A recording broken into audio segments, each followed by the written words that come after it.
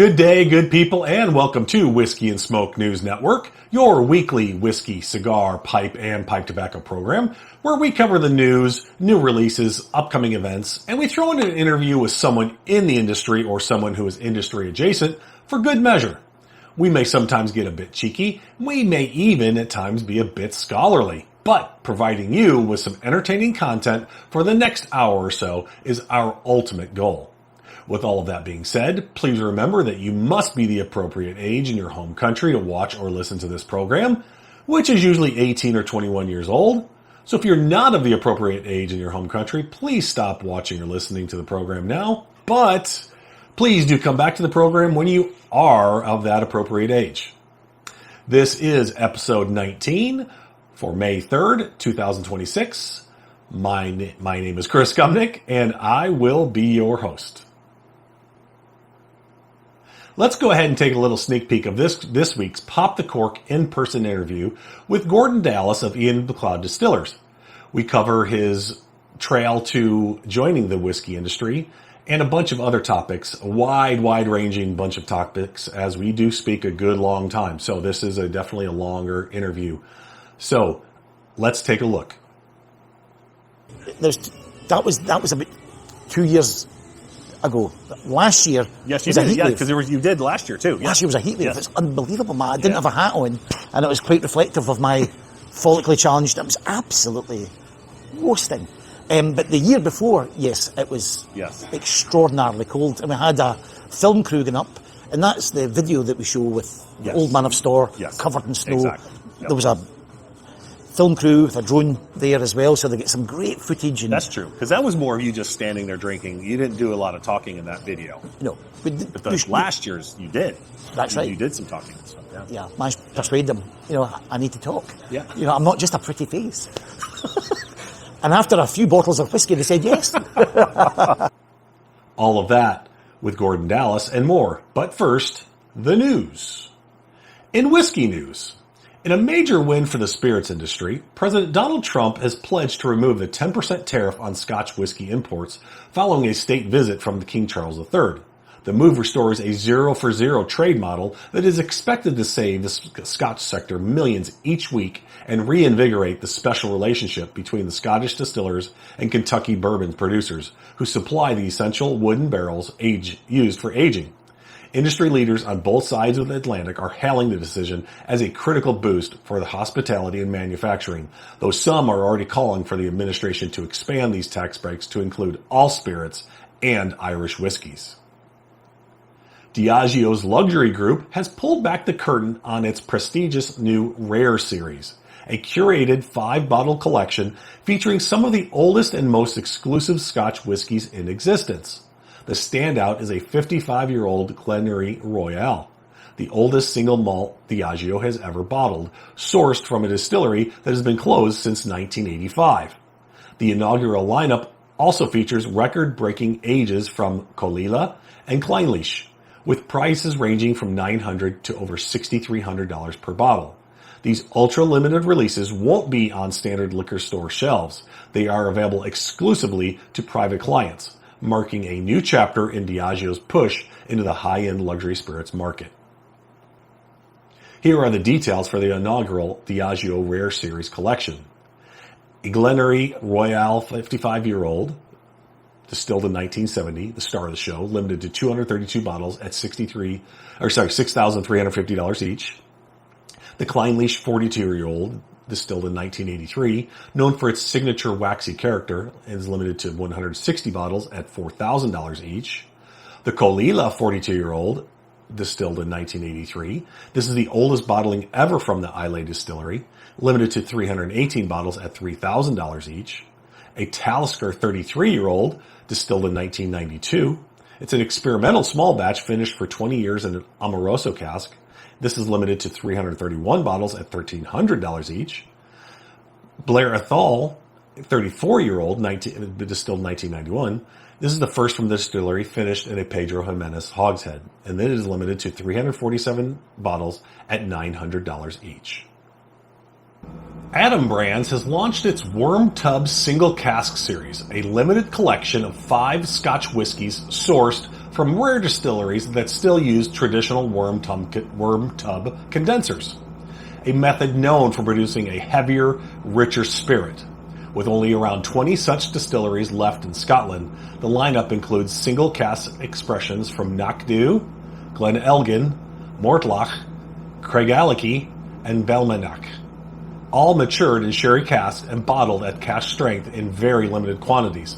The range highlights bold, meaty, and dried fruit-forward flavor profiles, with each whiskey offering a unique character shaped by both the old-school production method and individual cask influence, underscoring a focus on craftsmanship and rarity in increasingly modernized whiskey industry.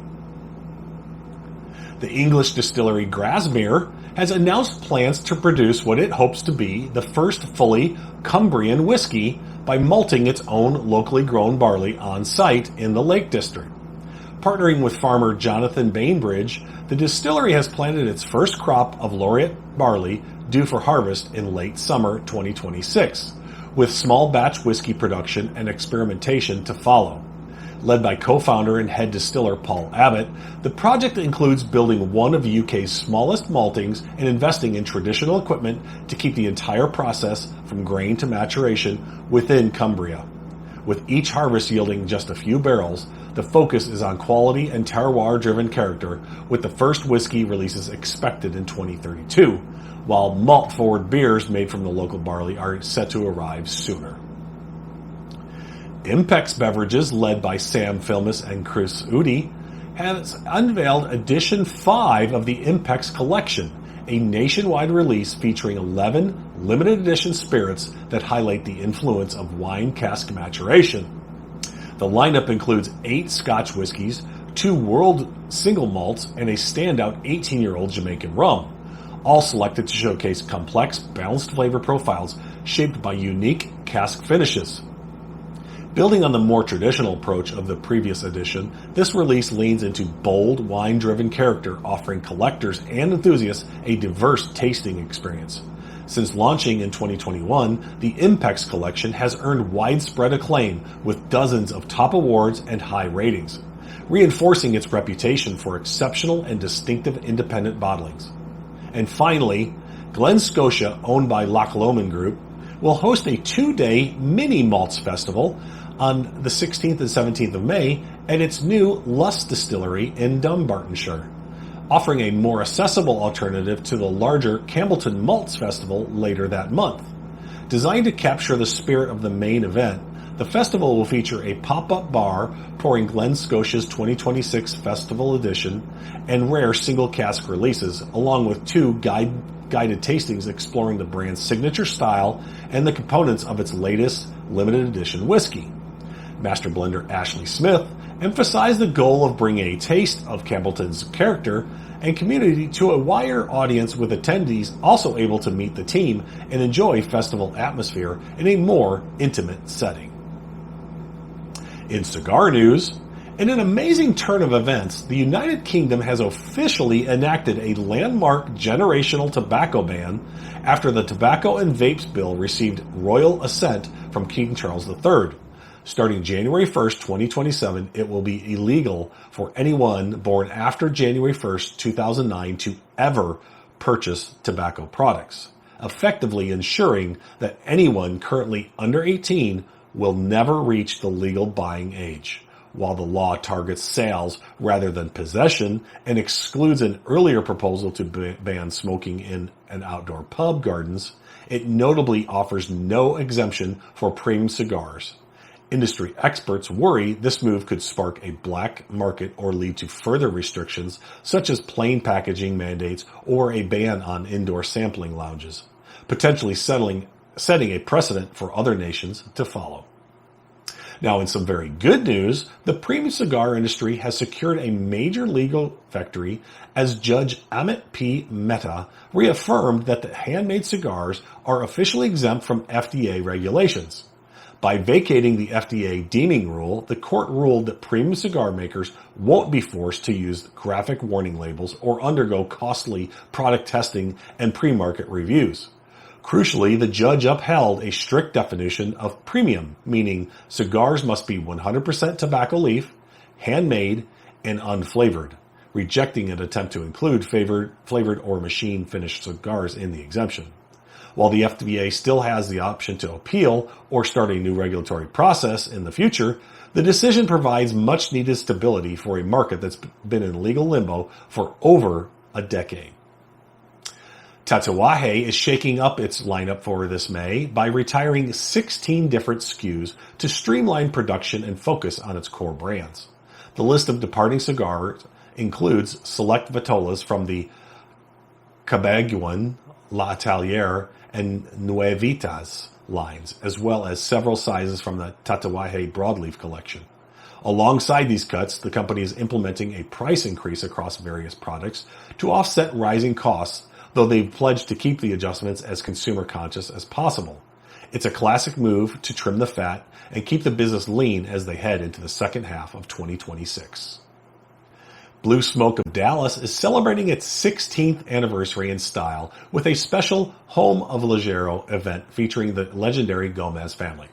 To mark the occasion, La Flor Dominicana has created an exclusive Oro Maduro No. 5, a 6x48 vitola featuring a Nicaraguan Habano wrapper and a rich Dominican and Nicaraguan filler blend.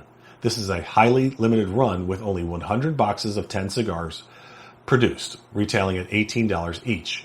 It's a rare chance for fans to snag a unique blend and mingle with Lito Gomez Sr., Inez, and Lito Jr. all in one place. Pro Cigar, the Association of Dominican Cigar Manufacturers, has a new leader at the helm as Ciro A. Casella, the president of Arturo Fuente, has been appointed president for the 2026 through 2028 term. Casella steps up from his previous role as vice president to succeed La Flor Dominicana's Lito Gomez, who will remain on the board as VP. During his tenure, Gomez was credited with expanding the organization's global reach and launching a new trade school for cigar rollers. Now Casella takes over the board representing 12 major factories, pledging to continue elevating the Dominican cigar industry's prestige and its vital impact on the country's economy.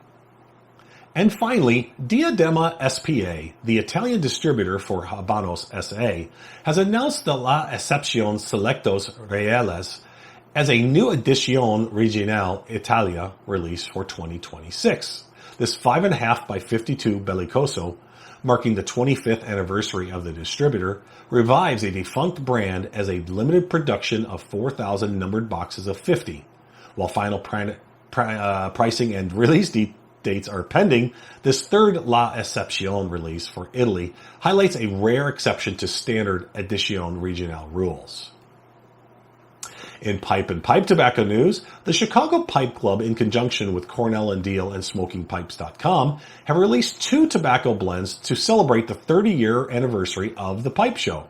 The first blend is named 1996 and is a full-bodied blend composed of Turkish Latakia, small leaf Oriental, and some bright leaf Virginia. The second blend is named 2026 and is a Virginia Perique blend built on the finest red Virginia grades and paired with genuine St. James Parish from Perique from 31 Farms. Both cans are presented in 2-ounce cans and are now available on SmokingPipes.com. Now, in upcoming events, the Spirit of Toronto will be held in the Roy Thompson Hall on Toronto on May 9th. Malt Stock Down Under will take place at Ratho Farm in Tasmania, Australia on May 15th. The Somerton Whiskey Festival will take place at the Lower Red Lion in St. Albans, England on March 16th. The Houston Cigar Week will take place May 19th through 24th at various locations around Houston. Islay Fagile 2026 will take place on May 22nd through May 31st all across the island of Islay. Great Lakes Cigar Fest in Pontiac, Michigan will take place on June 27th in 2026. And the Chicago Cigar Week will take place July 22nd through the 26th all around Chicago. And now we move on to our Pop the Cork in-depth interview of the week with Mr. Gordon Dallas, the Experiential Ambassador for Macleod Distillers. We cover how he got into the industry, being an ambassador, and a blend of other topics. So please sit back, grab a dram, and pour that glass. Pick out a good stick and torch it up. Grab your favorite pipe, pack the bowl with your favorite tobacco, and light away. Then listen to the interview. Please enjoy. Okay, today I'm very, very lucky and pleased to be here and talking with Gordon Dallas in Dallas. Yo. Carry on. Yes, with Ian Macleod Distillers. Correct. Yes, and over here from Scotland. Yes, it's been a great trip so far. Yeah. This obviously is the highlight. Oh, the highlight, yeah. Highly doubt that. And Dallas and Dallas. It's, Dallas and Dallas. It's not imaginative, but it works. Yes, it does, exactly. It's been a great trip. And I've been in Houston as well, this trip as well. Yes. So it's been very, very good. So I wanted to, if you don't mind, let's dig deep. Oh. Let's dig deep into... Should we put a couch? We need to lay down, right? We need to lay down. No. Give me a little background on Gordon Dallas, if you don't mind. Can it be pre-whiskey? Yeah, of course. That's a very good one. It's about 11 years now with Ian Macleod. But really, I suppose, on my CV, as we call it in Europe, which I just learned, is curriculum vitae. Curriculum vitae. I had no clue, and I said, "Please tell me what it is." So he was kind enough to school me. A bit of Latin, like a resume. I suppose in my resume, I say I've got a media background. Okay. You know, I graduated from college or university across there, and went into comedy. Okay. You know, I done comedy in university. You know how I think it's quite common, and just carried it on. Yeah. BBC in the UK spotted us and got us inside and did some writing, a couple of pilots, didn't really take off, but we kept on doing the live comedy, moved into a radio show, started presenting a 5-night-a-week sports comedy radio show. Right. Which was, I forget the name of it was. It was called Talk Sport. It's a big company, and they opened up a Scottish station, and I got the gig after quite a lot of trial runs and whatnot of being the sort of host. Yeah. And I did my sketches and comedy, turned into a sports comedy. 4-in show. That was great. That stopped. And then just kept on popping up in BBC stations, 5 Live, Radio 4, World Service. Just trying to keep on knocking at the door. Didn't quite open up for me. You know, that's... Little did I know the world of whiskey was round the corner. Right. But the world of media was a fight. It was a battle. Scottish media landscape, it's not as good, not as much money. So it was a difficult struggle to try and make things work. Got a couple of side hustles doing corporate entertaining with businesses and whatnot, and it just very bitty, and finally walked away from it. Was it such that was it truly just it was the Scottish media, or was there just a lot of competition on just it was, or the openings were very minimal? I know what you're going to say, Chris. What you're trying to say is lack of talent. No, gosh, no. You know I don't believe that. Yeah, it was about all of the above. Okay. You know, there was the lack of talent also. That lack of talent, absolutely lack of talent. You know, called it a comedy show. That's what I called it. The paying public called it something else. Torture, I think, often. But it was a great double act. We did. We toured the country. You know, even did a couple of gigs in Europe, and it get quite close. You know, one or two people that I did, you know, work with went on to become, in the UK anyway, household names. Yeah. So you know, a tiny percentage make it in these in that game. Oh so no, exactly. It was quite a gamble, and little did I know. After 2 or 3 months thinking, what the hell do I do now? Yeah. Who wants a comedian, writer, broadcaster? It's a difficult... Well, and it turned out... Sometimes it's sometimes... Yeah, we'll get there. We'll get right there. Hold that thought. Hold that thought. It's... a lot of times it's better to be lucky than good. Yeah. Oh, yeah. I mean, I'm sure. I've not listened to your old stuff.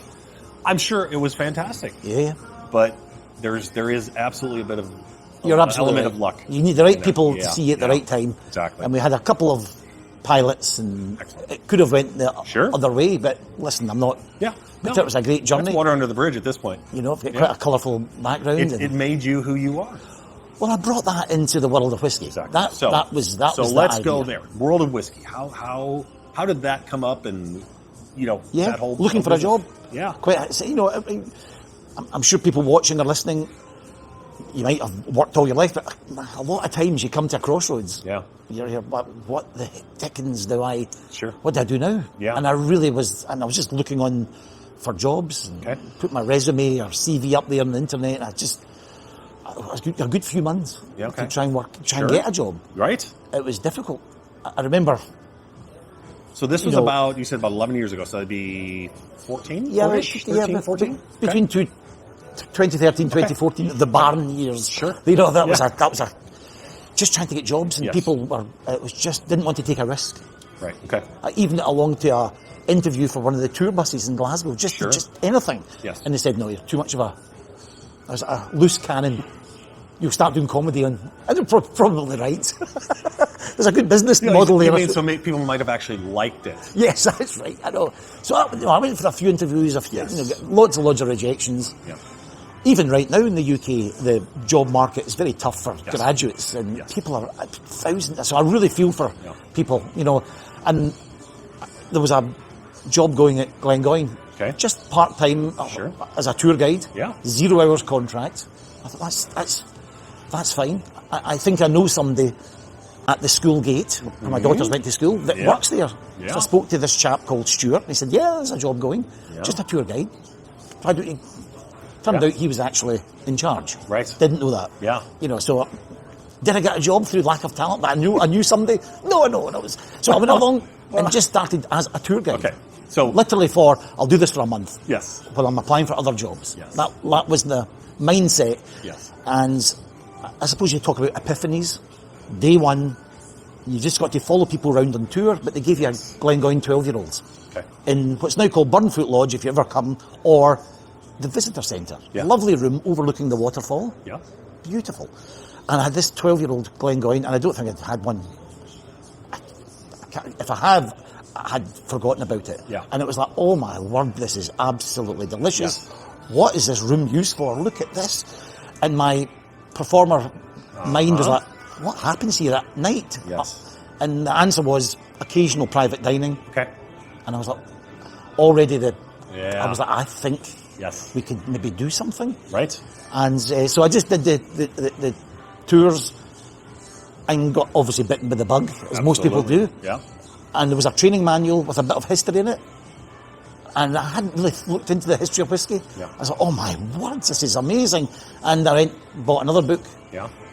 And I didn't tell them at the time, but I started putting my history nuggets into the tour. Yes. Just to try it out. Yeah. And what was working, what's not working. Correct. And built up quite a library of books and knowledge. And that was three and a bit years. But halfway through, I asked head office if I could supplement my meagre income, rubbing my hands together, if I could go out and do a one-man show. Sure. History of whiskey. Yeah. I had a double act partner, as I mentioned in the media. He was away down in London, became an author, and I was looking for a replacement. Sure. And it was going to be whiskey. Yeah. I know it sounds corny, it sounds silly, but I thought I've now got a new double act partner. Yeah. It's a bottle of whiskey. Yes. So I had to go to head office. Yep. And when I look back, it's one of the most funny and quite surreal moments. I had to go and do an hour and a bit history of distillation, history of whiskey, to two people in head office in the middle of the afternoon. Right. This is meant to be an evening affair with whiskies, and we just sat there quite dry. Yes. And listened quite straight-faced. Yes. And as I ran through the routine, and they said, we don't see any problem. Yeah. I said, I'll serve the whiskies. I'll buy them, I'll serve them. If you, and they said, yeah. So I started going to do one-man shows, put it out there. It's mostly golf clubs. Okay. And I still remember the first one was at Tully Allen, which is quite near the Firth of Forth. Yes. Right next, if you come from the UK, it's where most of our Scottish police are trained at, right next door. Okay. Scottish Police Training Academy. And this golf course was wonderful. My first gig that I did, and it just went down so well. Yeah. So well. Apart from two guys come up to me afterwards and said, it's quite insulting actually. And I'm like, what? So you never mentioned Kennet Pans. You never mentioned Kilbaggy. I'm like, I kind of know of them, but I just wanted to move. I wanted to move into the 20th century. It's like, it's an actual insult. Yeah. It's just down the road. Yeah. And they were serious. Yeah. And I thought, right, I can never do a show without fully briefed, fully prepared. I think people into whiskey, into any form of work will understand that. Yes. Don't go in half-cocked. That's the... And it turns out that he was right enough. Yeah. I came back the very next weekend Yep.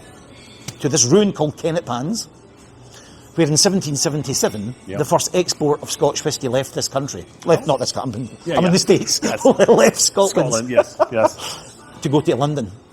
The industry was born on the banks of the River Forth at Kennet Pans. Wow. And it was the Steen family, the godfathers of Scotch whisky. And next door was, that's a ruin. You can't, Kilbaggy is now gone. But it was run by the Haig family. Okay. The Haigs Yes. were going to have Haigs. the dimple, and you know, so it was like the birthplace of commercial distilling in Scotland. Okay. Stroke, possibly the world. Yes. An amazing piece of history that I overlooked in my first golf club at Tullyallen. Yes. And I never did that again. Yes. That put me down another rabbit hole, and I got in touch with the landowner. Yes. So I thought, so I get in touch with the farmer that owned the land, who had a website about the ruin. And about 3 or 4 events later, I hired out a building in my hometown. Correct. Sold tickets. Yes. People came along. And again, I've got some people from Glengoyne to come, including Robbie Hughes. Yep. And Stuart, who got me the first job at Glengoyne. And it was quite a big night. It was quite a big night. This is about my 4th or 5th gig in. And it was the big guns from Glengoyne were Sure, in. And, yes. and Stuart had brought his neighbour, who was a historian at Glasgow University. Okay. So, oh, thanks. Thanks a bundle. That's, I'm sure he probably pointed out something else out that you missed. oh my goodness. I really doubled down. You know, it really Yes. focuses you to Absolutely. really study. Yeah. But because I had a radio background and you get great kit here, I managed to hook up my mobile phone to the sound system. Okay, yes. And I did a live interview with Brian from Kennet Pans, Okay. the farmer. Yeah. And I've never recorded it. And he was talking about when he bought the land, when he bought the farm, there was a ruin at the side of it. Yeah. Had no idea what it was. He did some research, found out it was blooming Kennet Pans. Right. With the first export of Scotch whisky left Scotland. And he set about, him and his wife, researching it. Sure. Put together a great website, still online.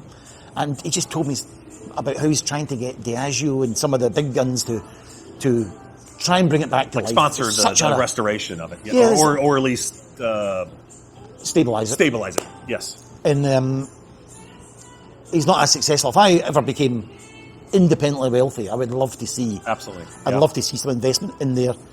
And it was a great interview, and it just completely wowed the audience that were there. Right. You could hear a pin drop. Yeah. People hadn't really heard of Kennet Pans, Right. let Well- alone the owner of the land that Yeah. it's sitting on. And more so, he was mentioning that he's trying to get the receipt from Birmingham, a receipt in 1786 for the first, he thinks, threshing steam engine that arrived in Scotland. Yeah. It was a Bolton and Watt steam engine, Okay. the first of its kind in Scotland. The start of the Industrial Revolution Yes. Yeah. in Scotland started probably at Kennet Pans in the whisky industry, and he's trying to get the receipt to prove it arrived there. Wow. Matthew Bolton came from Birmingham, and Bolton and James Watt became Yes.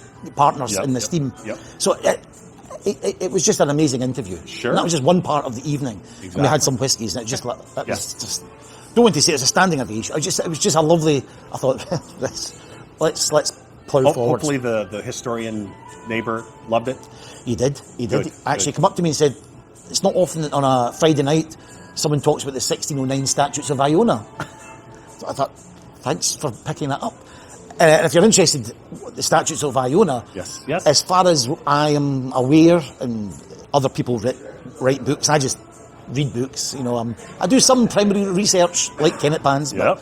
mostly I'm just a repeater of others' knowledge. Sure. Yeah, yeah. But according to some out there, 1609 is the first mention of whiskey's old name, the water of life, aqua vitae, Yeah. being mentioned in respect to people misusing Okay. alcohol. Yes. Misusing Right. it. Oh, yeah. Oh, Yeah. yeah. The errant lords of the Isles had, and it's a great quote about misusing strong wines and aqua vitae, most becoming beastly and Yes. violent Right. because of their misuse of it. So it's the first written reference to we're absolutely abusing alcohol now. It starts off as medicinal. It starts off as, Yes. you know, Absolutely. and then it moves into a taxation system, and then it's getting misused. Exactly. So it's getting Yes. inebriation from medication. Yes. Yes. So that was the historian quite like that. Okay.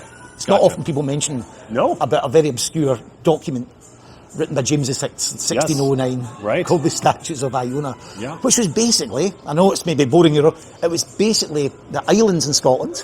People will know Islay, so will know Skye, hopefully from Jura, and all these great whisky islands.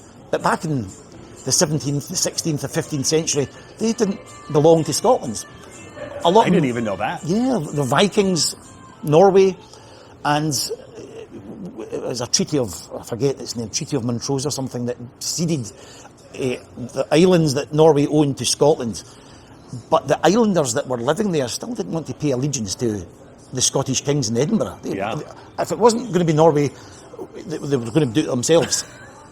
So this Statutes of Iona was they kidnapped the clan chiefs and made them swear allegiance on the Statutes of Iona, this document. Your children will be educated in Edinburgh. You will come into the fold. Yes. And of course I make a joke about pledging allegiance to Scotland. Yes. You know, you had to memorise the movie of Braveheart. You need to know every line. You need to own a tartan Piper doll. Yes. You know, paint your face blue. All that Scottishness. That's right. So you had to prove you were Scottish. So my talks are a bit funny. I like to bring the comedy back from my old days in as well. Absolutely. But that was what he liked. It makes history somewhat more palatable, and not in that you shouldn't learn history, but that it's enjoyable. I mean, it's somewhat more lighthearted, and people will enjoy it more. There's plenty of people out there doing great straight history. Sure. And I certainly mention the books that I do a bibliography at these talks, and people should go out and buy those books. Absolutely. I'm just interpreting what's in the books with a little spin. Absolutely. A little comedy spin as well. Gordon spin. A little Gordon Dallas spin. Which I love. You know that. I love the way you do that. So I've been through 3 or 4 of your classes now. Maybe it shows it. 3. It shows it. I can see under your eyes. It's really showing. Exactly. No. I'll never get that time back, Chris. No, but each one has been different. You, and we'll go into that. Because I want to continue. I want to move forward a little bit in your journey here, but because I do want to, we'll return to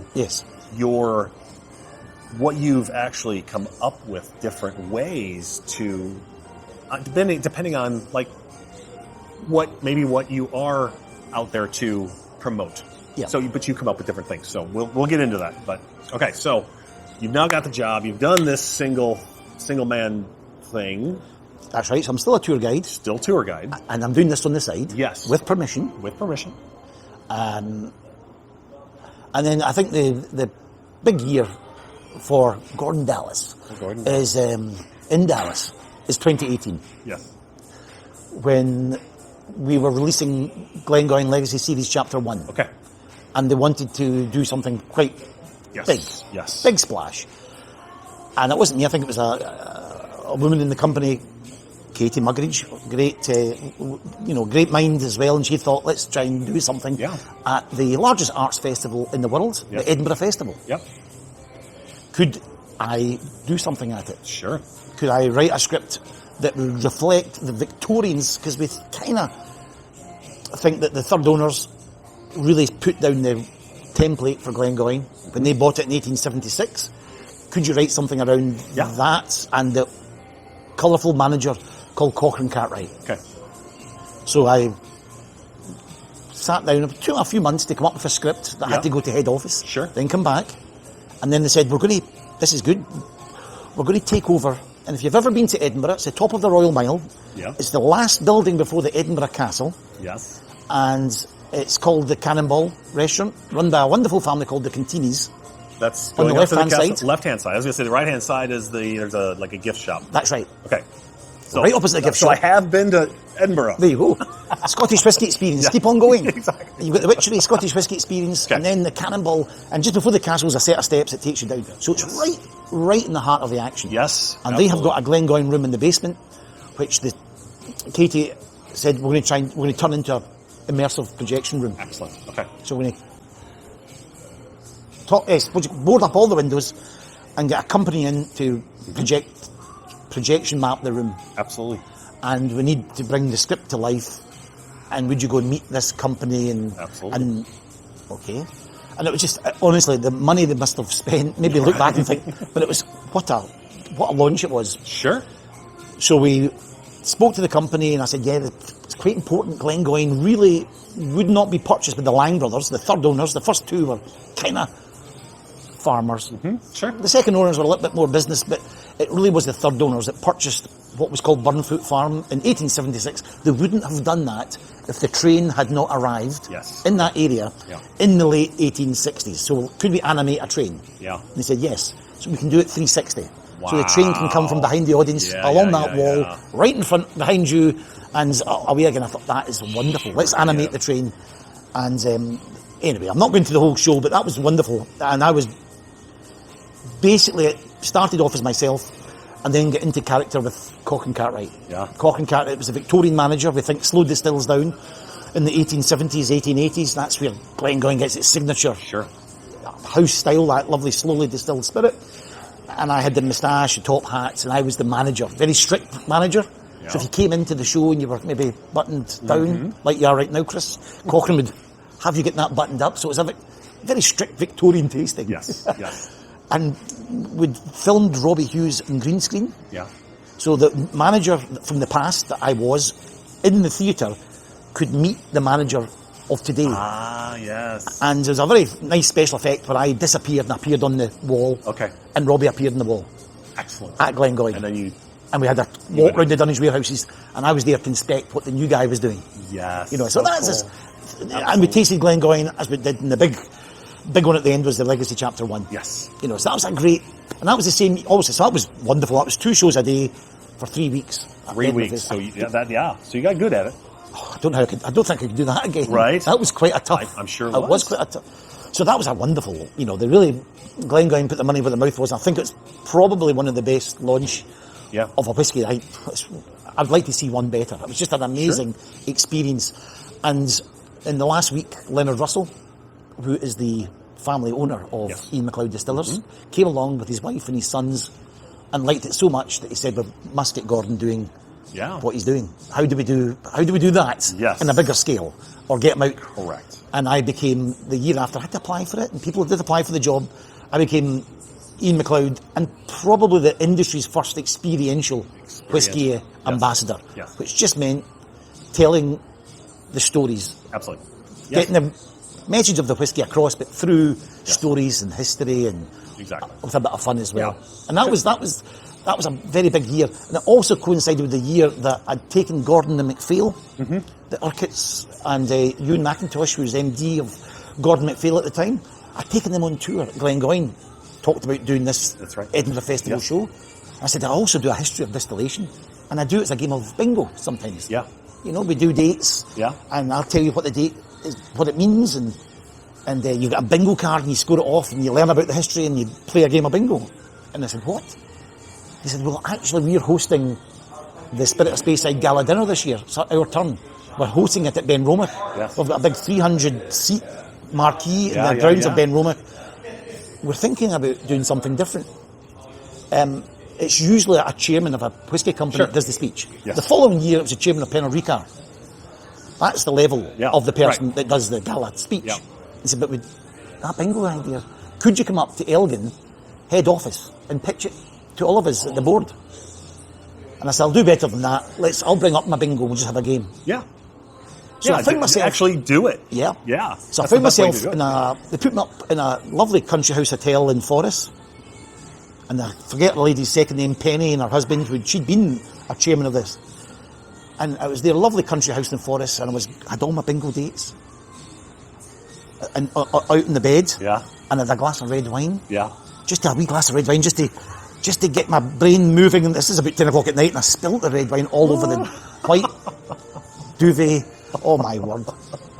Anyway, so the next day I just went to the head office of Gordon MacPhail. Yes. And I said, rather than tell you about it, just take a bingo card. Correct. Yeah, let's do it. There's 90 cork bungs with dates in it. Start picking out the bungs and I'll tell you what they're. Yeah. And they had quite a good fun game of whiskey history bingo. Right. And that year I did the opening speech. Yeah. Well, it wasn't a speech, it was an opening game. I have to say, I'm not a dry mouth often in my history, in my career. And I've done some TV work, and that was quite a tough. The great and the good of Speyside were there, 300 odd. Absolutely. I would say maybe half of them were thinking, what the hell is this guy doing? What's he talking about? Where's the speech? Another half were quite enjoying it. We're giving out prizes. Yes. If you got a date, you get a prize. Exactly. So it certainly divided people. Oh yeah. You know. Well, it's probably just different than what they were used to.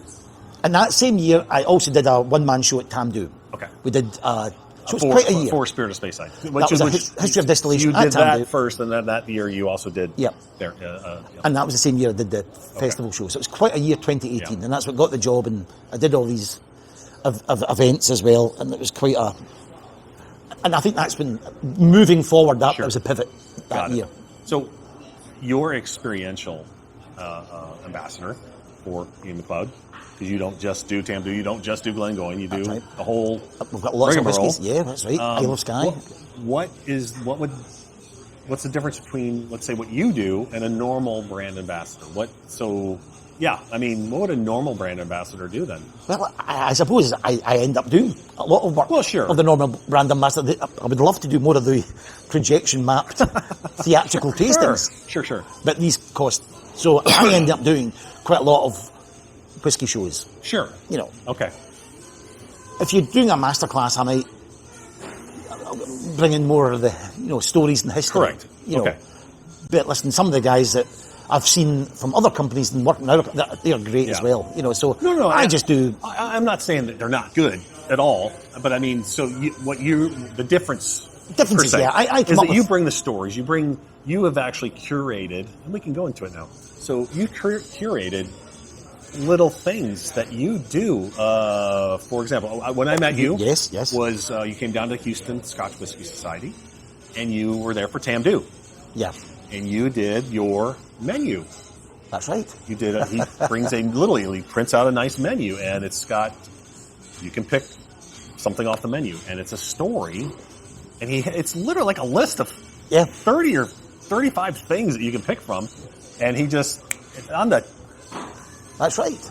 On the drop of I came up with that a couple of years ago after doing a few whiskey dinners. I thought it needs something. Yeah. It's good to talk about the whiskey, how it pairs with the food, but a dinner is convivial. It's not just a lecture. And I thought, what's the glue we could have between courses? And I just looked at a menu of food and I thought, we could maybe do a menu of stories and pass. So the food menu gets taken. We keep the story menu. Sure. And you can order the story menu. There you go. I've refrained from having a tea towel and speaking French, but that might be the next level of the storytelling menu. do you, let's say in the menu portion, I mean, I'll ask you, do you change it, let's say you're coming to the United States, and you do have some stories that tie into the United States. Yeah. Do you keep those on your menu even if you're doing, let's say, in England? Yeah. Okay, you would still keep the same menu. Yeah. Okay, I didn't know if you changed it a little bit based on where you're going. Have I changed it? I've not done it very often. Yeah. A few times, but no, I've not changed it too much. They're all true. Yeah. So they all come out of the backstory of Rosebank or Glengoyne or Tamdhu, and maybe there's some about the wider story of whiskey. I've not done that yet. A storytelling menu just about the history of, but no, for the actual whiskies that we're consuming or drinking or we're talking about. Sure. They're from, and I've not. It just happens that there are some good American connections. Correct. Yeah. The other night we mentioned Al Capone, which is quite a nice one. You mentioned the air marshal. Oh yes, that's a good one. Which that actually does tie into Glengoyne, if I remember correctly. That's right. Yeah, that's right. That was one of the excise. His dad was the excise officer at Glengoyne, who arrived in 1889. Not only, what a family! They're called the Tedders. Tedders, yes. And Arthur John Tedder, the father, who was the excise officer at Glengoyne. Yes. He went to Lerwick in Shetland. So I'm not too sure what the distillery must have been up there, or maybe it was tobacco excise. Right. He ends up being the chief UK excise officer, who in 1908 is the first witness at the What is Whisky case, the famous whisky case that had 37 sittings at Westminster. Arthur John Tedder was the star witness, who was knighted for his contributions to it. Yeah. Came down on the side of Scotland, effectively, right, or the side of the blenders. Yes. It was, it's not black and white. So, amazing guy, nonetheless, and he also brings in the world's first old age pension. Yes. Amazing chap. And his son, who was born at Glengoyne, is the Air Marshal of the Royal Air Force in World War II.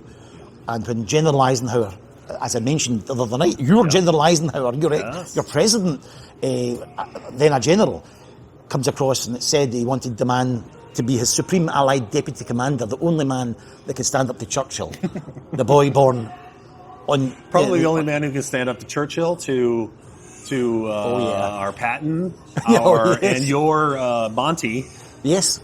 Probably he probably told him no. Well, if you ever, now you mention, I don't mention it very often, but if you watch the movie Patton, with George C. Scott, there is a scene where Montgomery, Patton, and Tedder have to run from a Messerschmitt. Okay. They're getting strafed. Yes. It probably never happened. It was an invention, but three of them in North Africa, I think it was, deciding the fate of Europe. Yeah. And they were nearly taken out by a German. Wow. So he was, Arthur William Tedder signs the Act of German Surrender. Yes. Alongside General Zhukov of the Red Army. Yeah. On behalf of the Allies, the boy born at Glengoyne. So it's an amazing story. So not only was his dad the excise officer at Glengoyne, he was born at Glengoyne, went on to, and that's what you brought up, he was like, the man who fought the Nazis, basically. That's right, I know. The father was fighting the locals. Right. That stole the whiskey. That was, but I love all that. And I love even that What is Whiskey case. We talk about that. So it's two amazing events of the 20th century, and that family are right at the heart of both. Yes, exactly. So these are the stories you can't make up. Yeah. You know, and I think Glengoyne especially has got some of the most colourful and best stories in the whiskey industry. It's just amazing. Yeah. And it's not just about what the flavours are like. It just splits off into World War II, into the case that defined legally what whiskey was in 1909 in Westminster. I mean, that's... How'd you go from Glengoyne to that? Correct. It's the Excise Act. The Excise guy connects us. So that's... Well, I mean, if you think about that, okay. Who's one of the most famous Scots ever? Robert Burns. Oh, yes, of course. Yeah. Excise guy, right? I think I'm correct in that. Of course, yeah. Yeah. So... And he needed a job, I believe. He was, looking around as well. What jobs are there? And he ended up going to whiskey as well. Which is lovely, because I think that was 1789 he ends up in the excise. And a couple of years earlier, he'd written a poem called The Devil's a War with the Excise Man. Mm-hmm. But literally, as the devil's away with the excise man. Yes. The devil's getting dragged to hell. Yes. Because of his... And he becomes one. Yes. Well, money talks. Exactly. Money talks. Always, a lot of the times. Sadly, yes. Yeah. A lot of times. So you're now doing that. You're now out. You're traveling. Yes. Not quite worldwide yet, right? You're mostly Europe and the United States. No, mostly Europe. I didn't do the States till really, about 2.5 years ago. Okay. So it's mostly Europe. Yeah. Mostly whiskey fairs and whiskey events. Sure. Yeah. And doing what you might say is brand ambassador work. Right. Yeah. And that's really what a brand ambassador does, is a lot of the shows, a lot of things like that. Going to train. Did you ever do any of the training with like staff of hotels and whatnot, and maybe golf clubs, stuff like that? Yeah? Yes, yes. And we had a travel retail range for Tamdu and Glengoyne, so we did a week at Terminal 3 at Heathrow, a week at Terminal 5 at Heathrow as well. Yeah. And we do some Manchester airports. Okay. So staff training is really very important. And I remember Terminal 5. Yeah. And they said, right, we can do some staff training. I was just there pouring for the customers. Right, we can get the staff. We've got all the staff together. And they took us down these corridors. If you ever, you see these airports. So okay, behind the scenes at T5, and the duty manager was there, had all the staff, had the bottles. I said, right, how long have I got? I've got Tamdu, I've got Glengoyne. How long? Yes. She said, 3 minutes. I'll never forget it. Oh, my goodness. Oh, that's when you go, okay, this is Tamdu, this is Glengoyne. All right, that's it. Sell. Oh my God, 3 minutes. Yeah, that's. It probably took 3 minutes just to get everybody to sit down and be quiet. And pour the whiskey. I know. My God. So these are the. Yes. That's not written in any book about how to be a brand ambassador. So yes, it's training. It's going out there and to market as well. But yeah, you end up at these whiskey festivals. It's great if you do a master class. You can bring a little bit of the stories and history into it. Yeah. And very famously, I remember at Inter Whiskey. Was that 2023 or something in Frankfurt? One of the big ones. Okay. In Germany, doing a Saturday night masterclass. And I always think, you've got people, it's a Saturday night. Yeah. Got to have a bit of fun. After we do obviously, proper tastings, do all the tasting notes. And quite early on, somebody put their hand up in the front row. And I said, yes. And he held up a phone. And he said, does anybody in this room think you look like this man? And it was a Belgian film star called Louis de Funès. And the audience clapped. And I've had this before. I had this at Glengoyne. There's I'm going to have to look this up now. A film actor from Belgium. And I've had it. There was a family from Belgium said, can we just stop? Yeah. You look like Louis de Funès. And I'm like, I don't know who you're talking about. And it happened again. So this was about the third time. Yeah. And I thought, right, I said, play the video. And so the man, this is, again, you don't get this written down, how to be he come out the front and held up his phone, and it was a clip from a YouTube of Louis de Funès doing some comedies, a comedy actor, and the whole audience erupted. And I had a look at these mannerisms, and I tried to perfect the guy's mannerisms by doing the next whiskey. And my goodness, the place erupted. I've never had quite the experience. Yeah. So much so I was like, oh my God, I'll get sacked. But let's get back to the whiskey. Exactly. And of course, as soon as I did that, I did the mannerism again. Yes. He was quite excitable. Yeah. This Louis de Funès. Okay. So it's like, and double taking. I mean, maybe like Jim Carrey and all that in the future. Yes. But he was doing it, and it was just. So I bought a little bit of the. So when you go to Germany, you become Louis de Funès. Yes. Yeah. Is that what you're saying? I get back to the hotel and our importer, distributor was there. He hadn't made it, and he said, "I've had my phone's never stopped ringing. What in the earth happened at that masterclass?" So just a bit of fun. Just a bit of fun. I'm assuming that was all positive good. Yeah. We had the whiskies and all that. But these are the wee things. I am sure. And again, you need to start writing these stories down. Yeah, that's true. Yeah, you do. Yeah. You do. I think I interviewed Mitch Bouchard. Oh, yes. And he has his book, Not Just Another. Okay. I'll have to read that. Yeah, Mitch, I like his podcast. I bump into Mitch sometimes. It's an interesting take because it's more about, the view of the whiskey industry from a brand ambassador. Oh, yes. So, I will read it, but No, I mean, but your take would also be slightly different, but it's a good different. Take. It's a good take. I think I was saying, I'm here with the Total Wine and More. We're there doing classrooms. Yep. Yesterday I was out in the aisle just pouring for customers and speaking to the staff. Yeah. And I was saying, you guys are on the front line, and I'm speaking to you. Yeah. So there's no better view of the industry, I think, than people on the front line speaking to the public. Absolutely. What's the chat? What they're buying? What they're not buying? Exactly. How's the pricing? And what they're going for?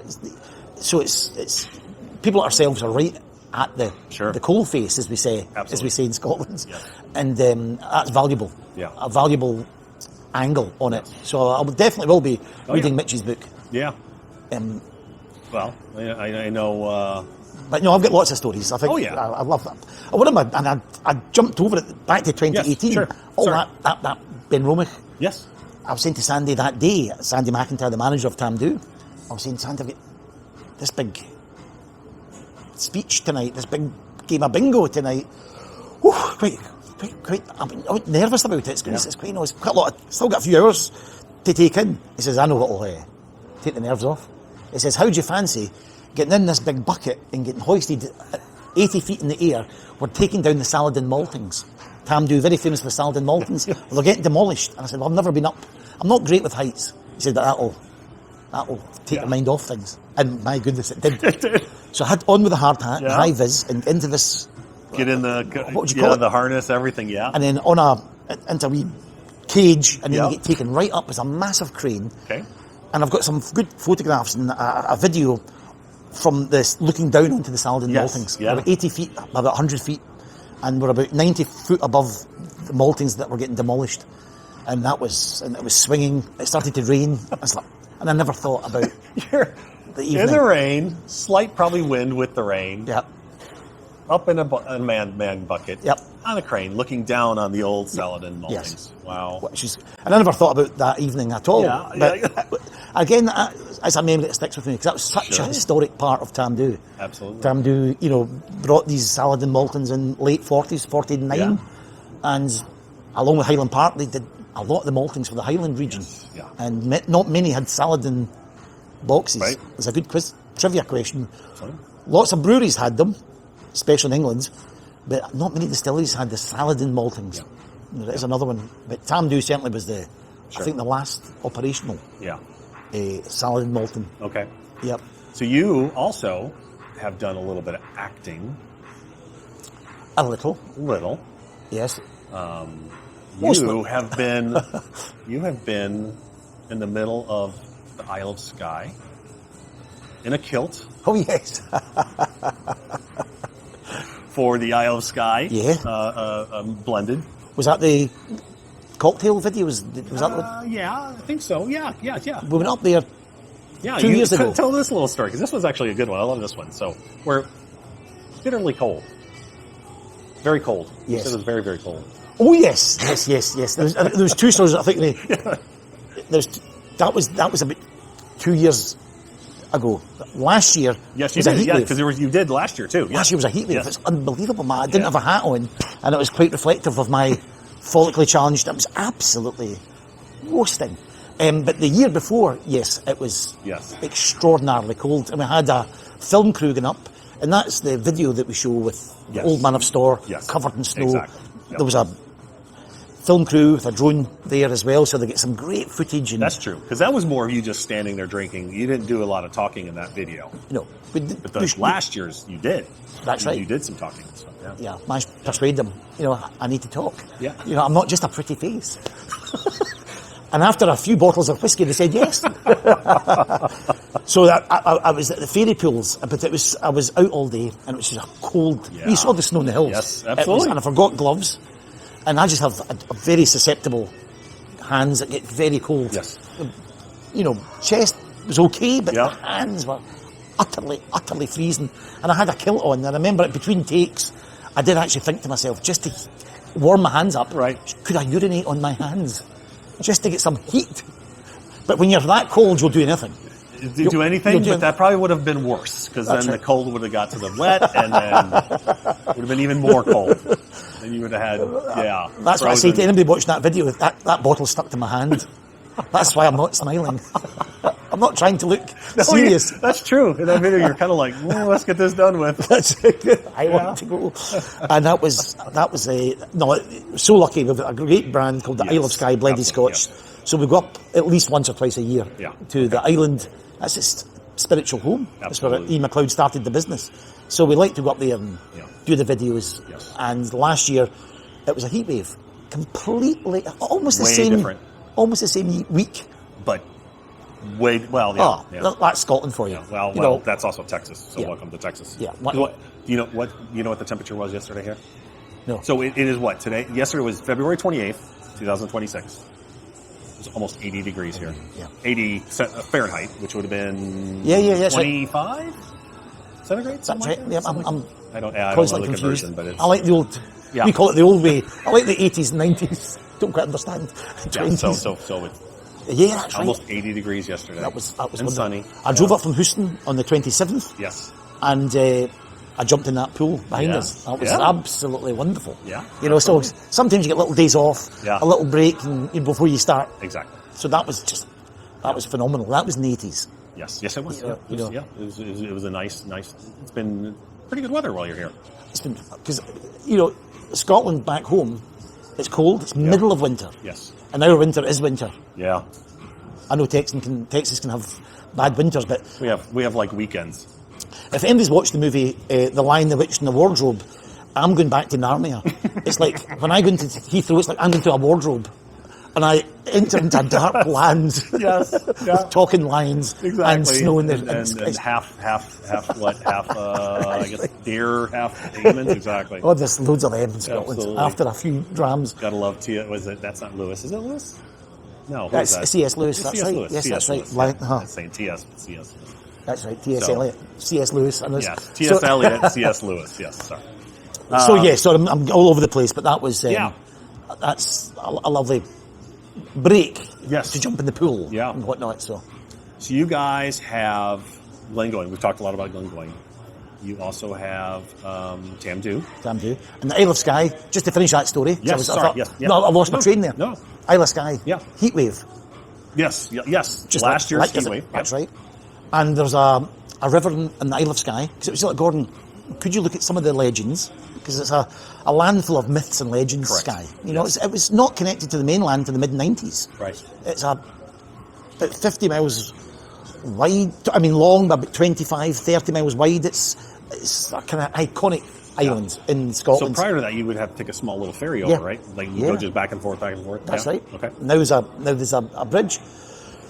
So that fostered legends and myths and slightly different from the mainland. So I looked them all up and what could we apply to the Isle of Skye? And there's a river called Slagachen, the Slagachen Burn.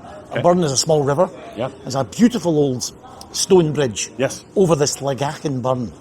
And legend has it there was two mighty warriors that were fighting on Skye, and their blades would shape the Coolin Ridges when they were fought. And it was one of the daughters of Scathach, one of the warriors, whose tears started flowing into the river, and she put her head into the river, and the fairy folk, who they believe in it in Skye, said that we can stop this fight if you lay on some hospitality, and the story goes on and on. But the point being, her tears that went into the river are still there, and if you put your face into this Slagachen burn for 7 or 10 seconds and let it dry naturally, you gain eternal beauty. So I thought that's exactly what we'll do. Yeah. So we've got the film crew. There's the Slagachen burn. And I had to do 3 takes of me explaining the story, which I didn't do very well there, explaining the story about why this river bestows eternal beauty on those who put their face in it. Yes. Like the daughter of Scathach, the big warrior. And face down. Then they said, we forgot to put the camera in the water. So they put a GoPro in the water. So I had to hit the GoPro, and they said, you didn't get the right angle. Of course, meanwhile, I'm drawing a crowd. There's 1 or 2 tourists on the bridge thinking, what's a man in a kilt putting his face in the water, on multiple occasions with a film crew. Yeah. And then down again, and then they said, oh, that's got it. So 3 times. It wasn't that easy to get down and back. Right. So that was, and as you can see, it has worked. Absolutely. Thank you very much. Yes. I recommend anyone should go up there and try it. It beats all that. That's good to know. Oh, my daughter. So these are the things you end up doing. Thinking this is not in there. Exactly. Again, not in the text guidebook of being a brand ambassador. Yes, but good fun. Again, it adds to the legend that is Gordon Dallas and the Isle of Skye as an island and our whiskey. It's wonderful. That is, I haven't been to Islay, haven't been to Isle of Skye. Yeah, Isle of Skye. Well, I've only been to Scotland once. Good, but coming over. You're coming over. Month. We're going to be actually seeing you this month. Today's the first it's the 1st of March. So if you've never seen the Skye, I always say, if you watch the movie Prometheus with Ridley Scott, that's set partly as a scene on the Isle of Skye, or Flash Gordon, believe it or not, Sam Jones, Max von Sydow, the Queen soundtrack. The first few minutes of that movie is on the Broadford airstrip on the Isle of Skye. 47 Ronin, the BFG, Spielberg came across, as did the movie Stardust with De Niro and Michelle Pfeiffer, filmed in the Isle of Skye. Harry Styles, the video, Sign of the Times. It's an amazing backdrop. Sure, all these directors love it. Yeah, so get yourself to Skye. The little bit I've seen is, it's like you said, it's almost like mythical. It's got this aura to it. Yeah. Yeah. Well, that time I mentioned about having cold hands, we're walking back to the car quite fast, and there was a chap from Australia coming up. It was getting dusk. It was quite unusual, because we were the last to leave the fairy pools. And he was coming up and he was in tears.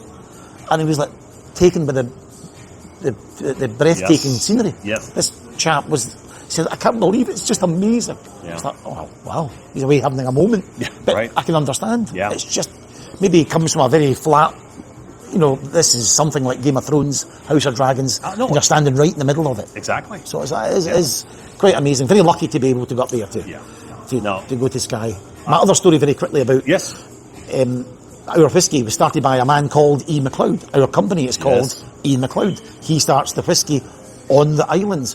And he had a very, very successful brother called Duncan Macleod, 12 years older than him, who went to Glasgow in 1902, came back in 1920, a multi-millionaire, bought ski boss country estates, turned it into a big modern farm, started a golf course with Ian, bought the Royal Portree Hotel, and I was reading, they still own the hotel, and there's a oil painting of Duncan. Oh. I thought, and we're up there last year now, because we sponsor the Highland Games. Okay.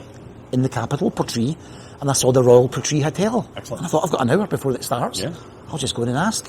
Of course, I went to the desk, and I say to the lady behind the desk, my story about the oil painting, and I think she was from Poland, or... She had no clue. No clue. I wasn't checking in. I was mumbling something about... And she got the manageress. The manageress was a redoubtable lady, and she was quite an age, quite small, but just... and she said, yes, they're still on it. Yes, the oil painting, come with me.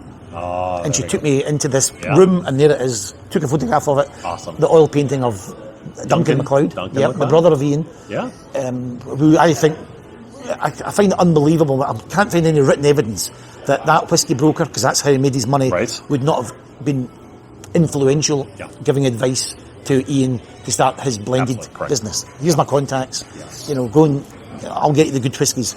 So, but they still own that hotel. So my next job is to try and reach out to the family. So the Macleods still own that hotel? Yes. Okay. I've been quite remiss not following that up. Yeah. It's just like, things get in the way. Sure. Oh, no. But I'll try and follow that up. What do you mean? You have a life? Not much. Not if you see my social media pages. That's a life. No, I know. It's like things get in the way. Sure, absolutely. Yeah. So that's another Isle of Skye story, but it's exciting. Yeah, no, the history still is alive. It's not in the past. That's what I guess. I'm sure that if you're into Scotch, you kind of get it, and especially if you're a whiskey geek. Let's just call it whiskey geek. Yeah. And you delve into the history, you truly realize how much Scotch is intertwined with more the modern history of Scotland. Yeah. I'll call it modern. I mean, back to 1600s, but it truly is. It's so important to that whole country, and even now, honestly, it's a bit. I say they fudged it a little bit because it makes a good headline, but effectively, we had headlines saying that whiskey tourism has surpassed heritage tourism and golf tourism. It's not quite, but let's just say it. But it's there. It's there. It's there. It's really coming up. Sure. So a lot of people are now coming to seek out distilleries and do the tour of Scotland with distilleries in mind. Absolutely. And if you can do golf and a castle, even better. Tick them all off. Exactly right. But it's intrinsic to the history of Scotland. It is. And it's got all that lovely... Before it was effective legalisation in 1823, you've got all these lovely stories of smuggling. Who doesn't love a smuggling story? Yeah. It was the reality. There's a good reason why people like Johnny Depp as the pirate. That's correct. Right? That's exactly it. That's exactly it. Yeah. The reality is it was rough and tough, but we've romanticised it a little bit, but still. Sure. I mean, you go back up in the Highlands, and if you can imagine being what it was like way back then, without the railroads, without the major roads, that had to be a pretty tough life, really. Oh, yeah. Yeah. Because you had to deal with, again, I don't know enough about the history of there, but, there were still lords, and you were on basically crofters, right? Yeah. And they were land. You had to rent the land. Rent the land from the lord or whatever. That's right. So, it was... it was hand to mouth stuff.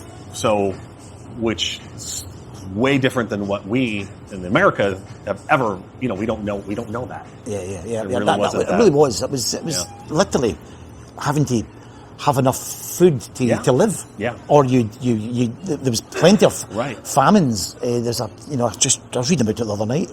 It's not the most cheery. No, exactly. Scotland was hit by famine. I think it was the early 1700s. Thousands died. Yeah. Across Europe as well. But when the technology of the stills started to arrive. Yes. Well, they're like... And I love all that. My history is not just about the whiskey brands. I love the story of where the distillation came from. Distillation. That's right. Yes. My goodness, when that started to come up from the Mediterranean area and started to come into Scotland round about, well, the first written reference is 1494. Yes. Famous one, my brother John Corr, Lindores Abbey.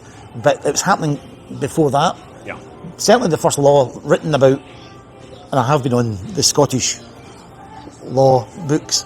I like to get this in my hand. I've not, but it's 1579. Okay. The first written law about distilling, not to do it because the grain harvest is poor that year. Yes. Unless, of course, you're a gentleman or a landowner, in which case, fill your boots. Yes. But if you're a crofter, there's none of that. That's true. Yeah. So you're talking about somewhere in the late 1300s, 1400s, early, that knowledge of distillation is beginning to... Yeah. In fact, we're in a bar right now, and this is why I'm quite sad. Yeah. That I was up there yesterday after my work with a book reading about, because I think the distillation really came about after the dissemination of knowledge. The knowledge was there, but it was in monasteries, it was protected, it was guarded until you're talking about the Gutenberg printing press. Yes. And that's what I was reading about last night at that bar. Yeah. Just thinking, the Where they Gutenberg... could mass produce the Bible. That's right, the Gutenberg Bible, 1450. Yeah. And from 1450 onwards, you can start doing pamphlets. And the first pamphlet about distilling, a German, Aronius Brunswick, 1500. And they did a second pamphlet in 1512. And that's, I think, when the real knowledge starts to come up. And like I said, it spreads. Within a generation. Absolutely. And now you've got pamphlets. Oh, there's this good old Brunswick's telling us how to do it. Just need to get a copper still, and boom. And you can, if you're a subsistence farmer, you can turn grain. If you get even a tiny bit of grain, a tiny excess, you can turn it into a liquid product that won't spoil. Yeah.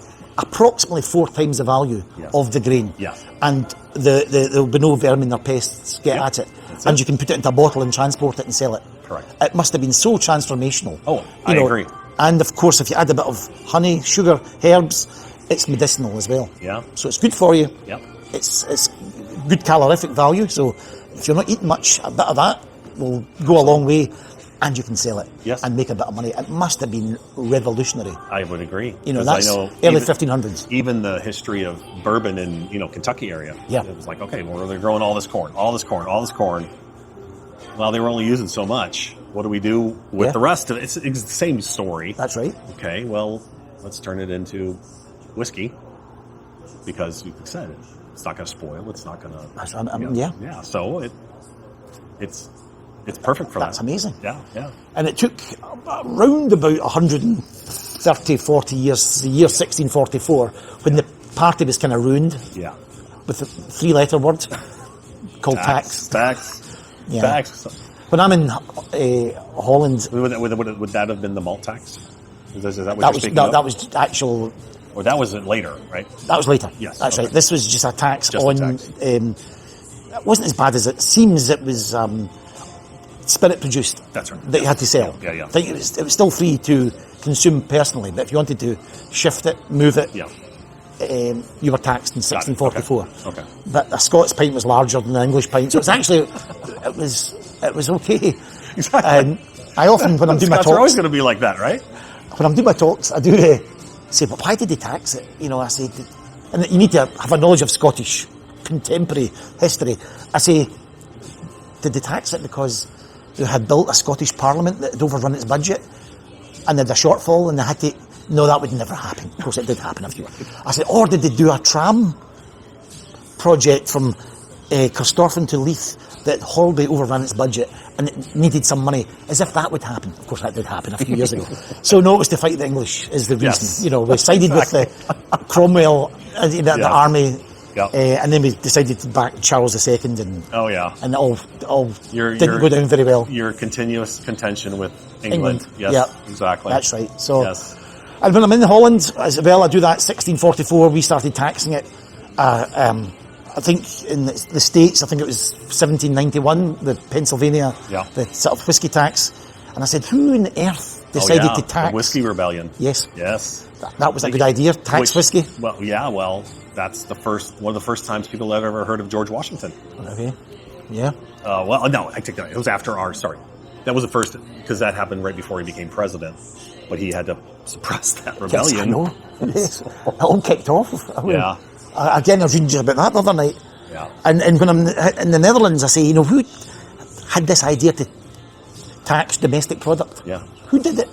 Because it was the Dutch. Dutch East India Company, Dutch. Damn the Dutch. Dutch. Damn Dutch. Damn Dutch. I said, you started it. Then we started it. Then, of course, 1791 America. Everybody's at it now. Exactly. So, they were like, oh, hey, that might work. We can tax products that people... Yes. So that's right. So that's when the party stops. Taxation kicks in 1644. And, but transformational. That's and it was just another 100-odd years when business people started working out we can make a product out of this. We can replicate it, put a label on it, and we can start making this could be something. It was 1823 when they actually the Excise Act. Effective legalization. Yes. It's lots more.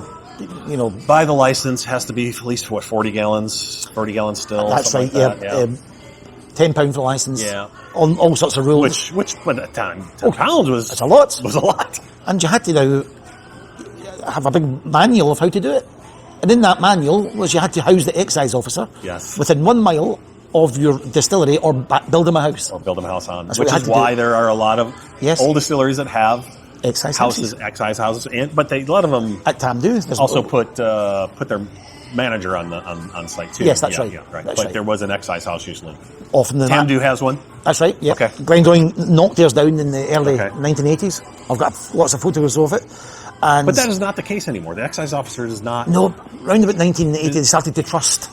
Oh, really? Okay. The distilleries. I've never asked anybody that, so that's what it was. It was just trusting. They trust them. Okay. Yep. Okay. Actually, I spoke to Ken. Forget his second name now. He was 90. I'd love to get back in touch with him. Yeah. He was an excise officer at the Bond in Glasgow, where Glengoyne whiskey would go to in the 1960s and be blended to become Lang's Supreme Blend, Lang's 8, Lang's 12, because single malt wasn't a category, really. Certain's 1 or 2, but really it's all blends. Yeah. So he worked in the Bond in Glasgow in Oswald Street, and I got in touch with him, interviewed him. Of course, I interviewed him, and I can't find the file. I don't know if that ever happens to you. It's like, oh no. But he was a great excise officer, and just telling us some of the... He had a key, and the other manager had a key. Yeah, right. To open the barn. So that's how it works.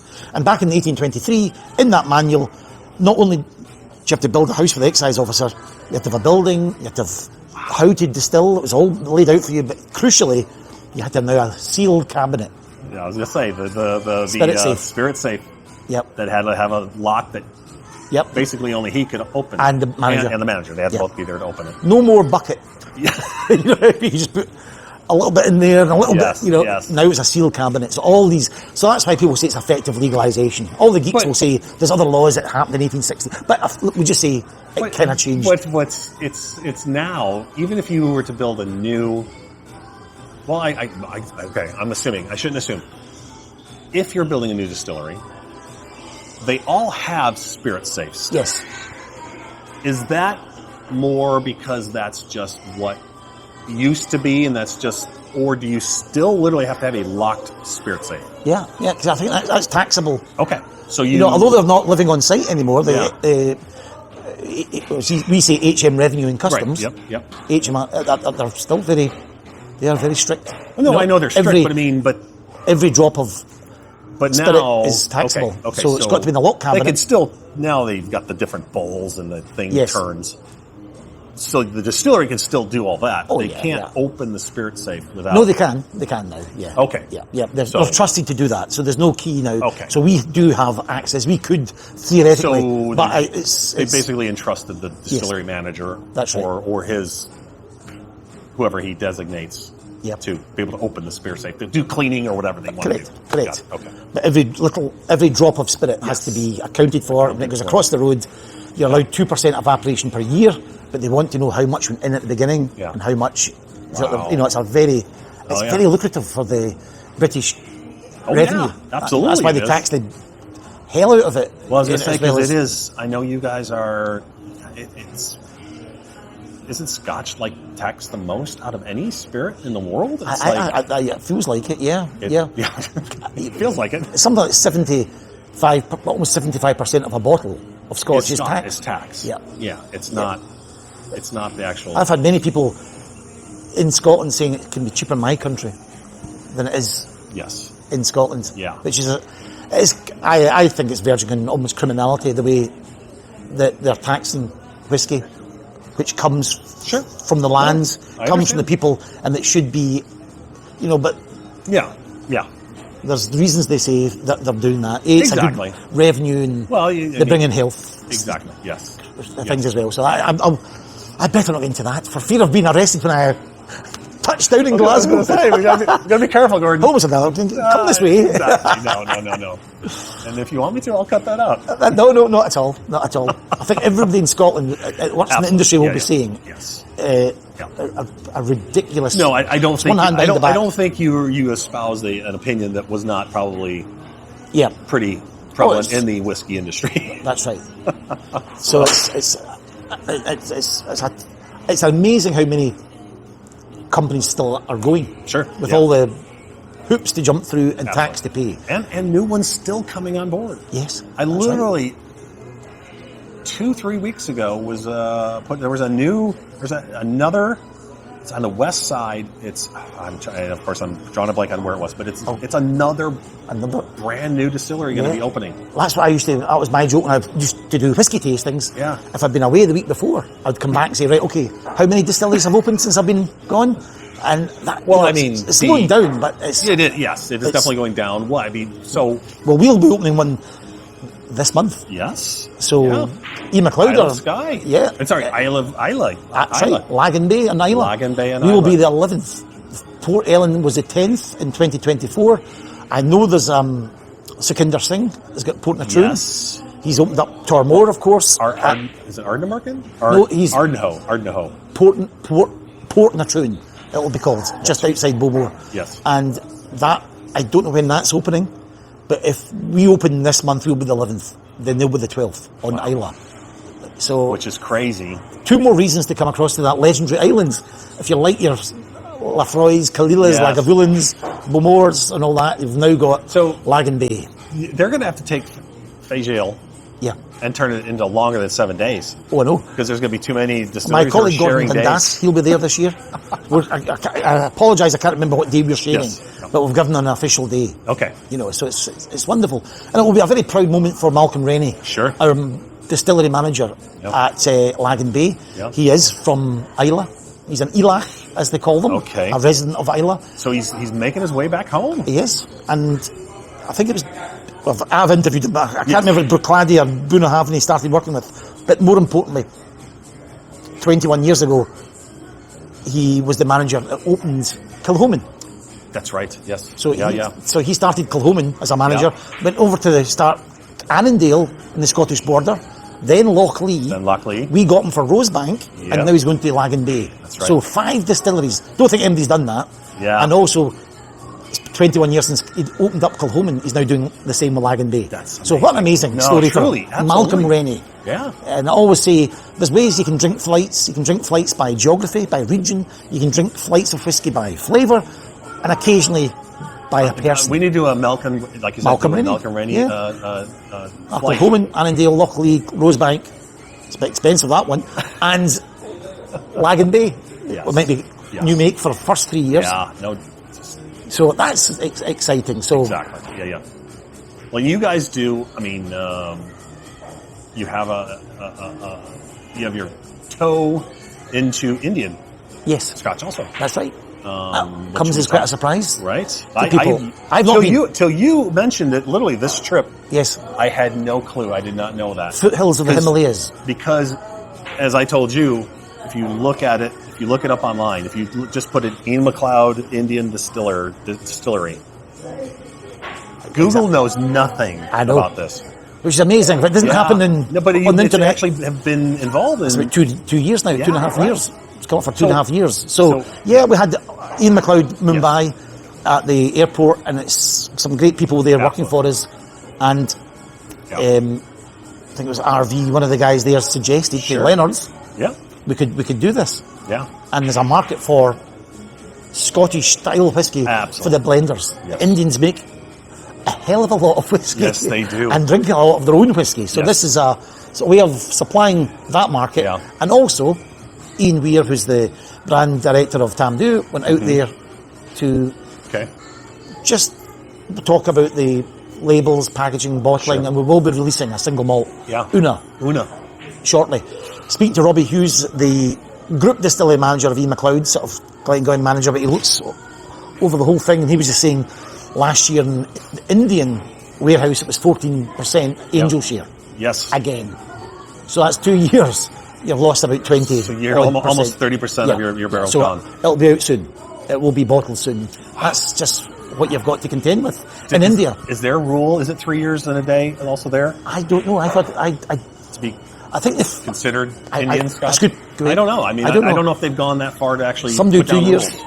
Yeah, some do 2 years. Often they follow the Scots. The States. Well, I mean, bourbon can be 2 seconds old. Okay. You know, I mean, honestly, as long as it follows the certain rules and it's put through a new charred oak vessel. It can be ready.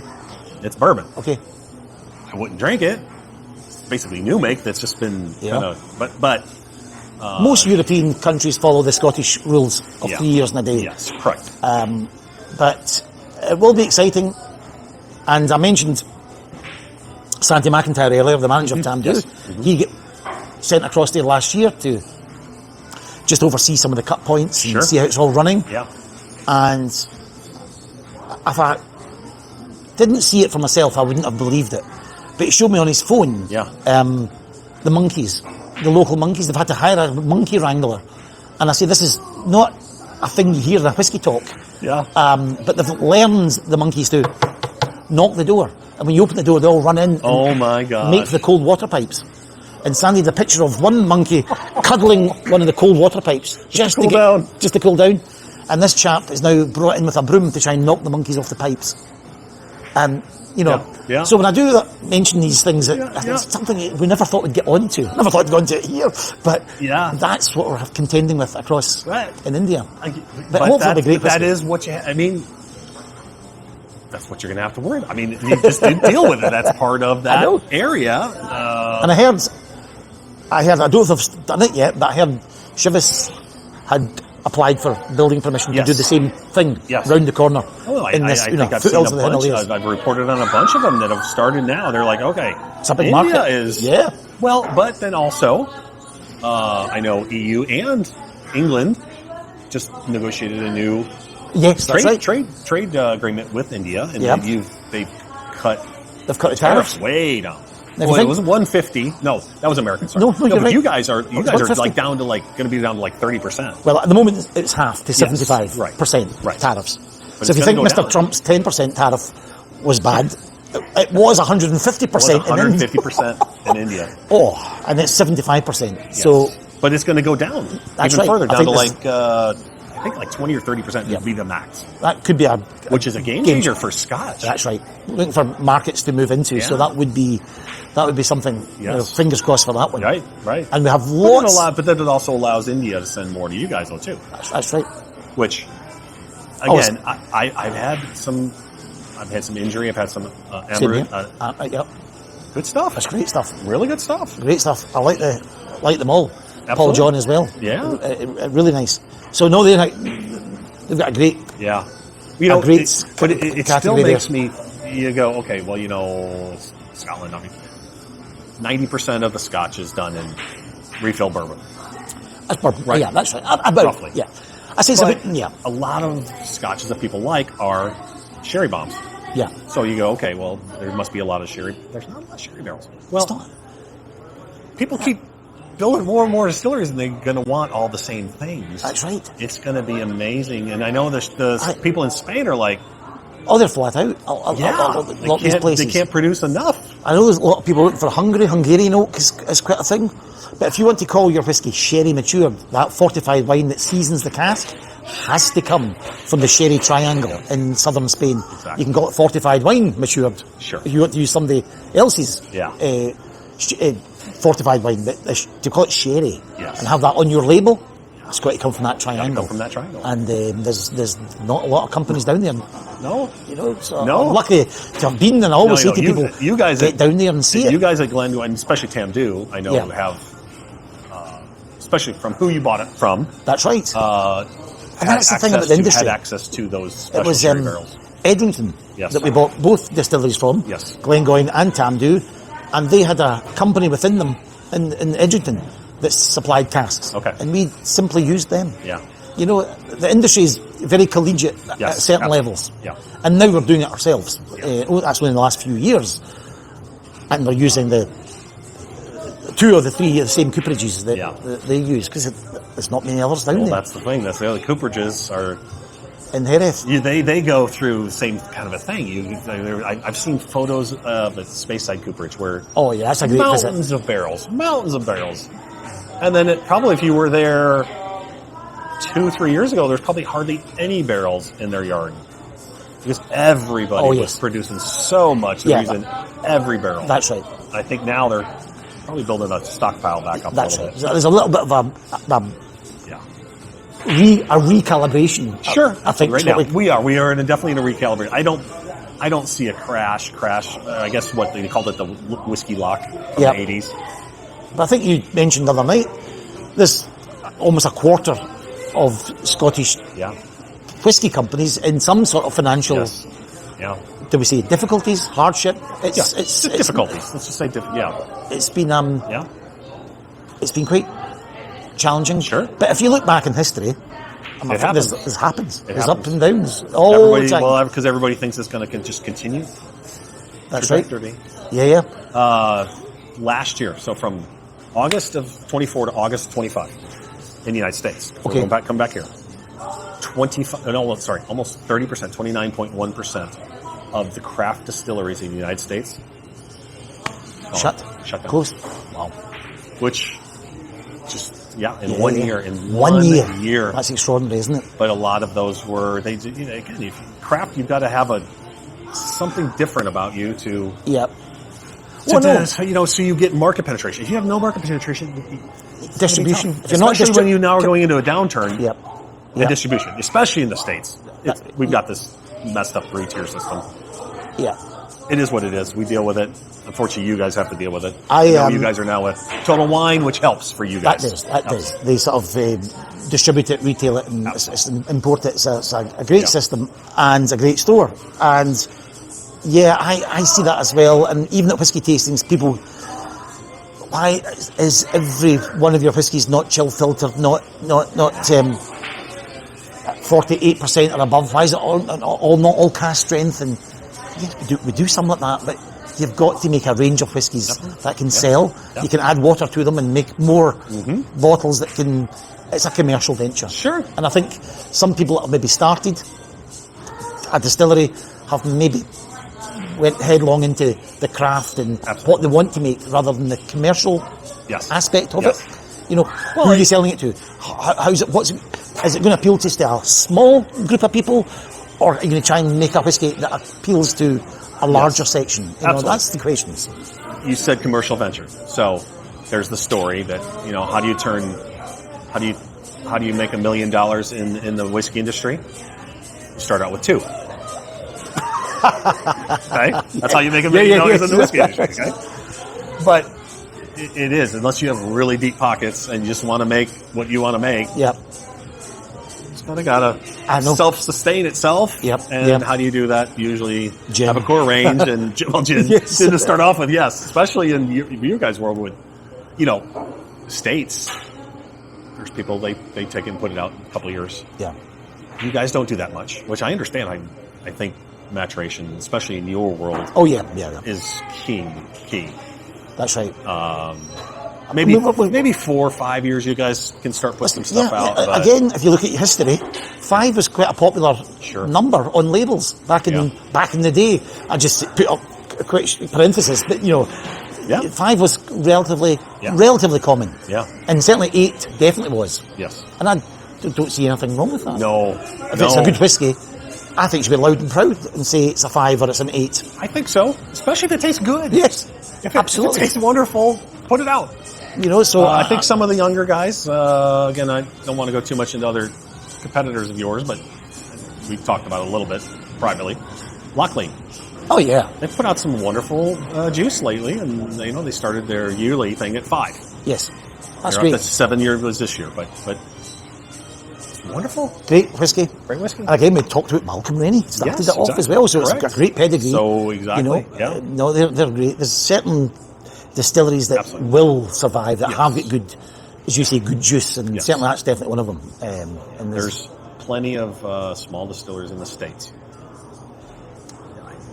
Yeah, I mean, I hope they do. I'm not rooting against them. I'm rooting for them. Same here. It's going to be it's tough, but when the going gets good, you can't deny people would want to get into that game, make a whiskey, and become a distiller. But as you say, it's certainly in the UK, it takes time. It's 3-year minimum maturation, and you have to pay people. It's so most people, you know, we're 330 plus million people in the United States. You guys are in the UK. In the UK, it's about 70 now. 70 million. Yeah. But just in Scotland. So Scotland is about 5.5, 6. 5.5. Okay, so maybe you guys make more whiskey in Scotland. Yeah, that's right. I mean, way more than we make. Yeah. So you have 5.5 million. We have 330. You guys have 20 million casks? Well, actually, I was just trying Something to that effect? I was just trying to... I don't have... there's way more Scotch litres output of Scotland. I should have that, but I don't know way how much. More... Oh, yeah, we've got 22 million casks maturing right now. Right. In Scotland. So, you know, bourbon. Bourbon is predominantly, mostly bourbon. Bourbon is, right now, there's 16 million casks in Kentucky. Okay. Maturing. Wow. But you guys are 5.5 million, or 330 million. Yeah, that's right. So, you give a little stat, though. It's like, if you want to make everybody happy in Scotland. Oh, yes, say, that's right. The politician one, you just... That's right, yes. Give everybody a four casks. 4 casks each.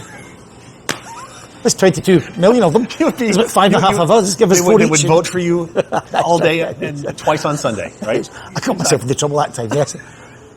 How to break away from the union. That was it.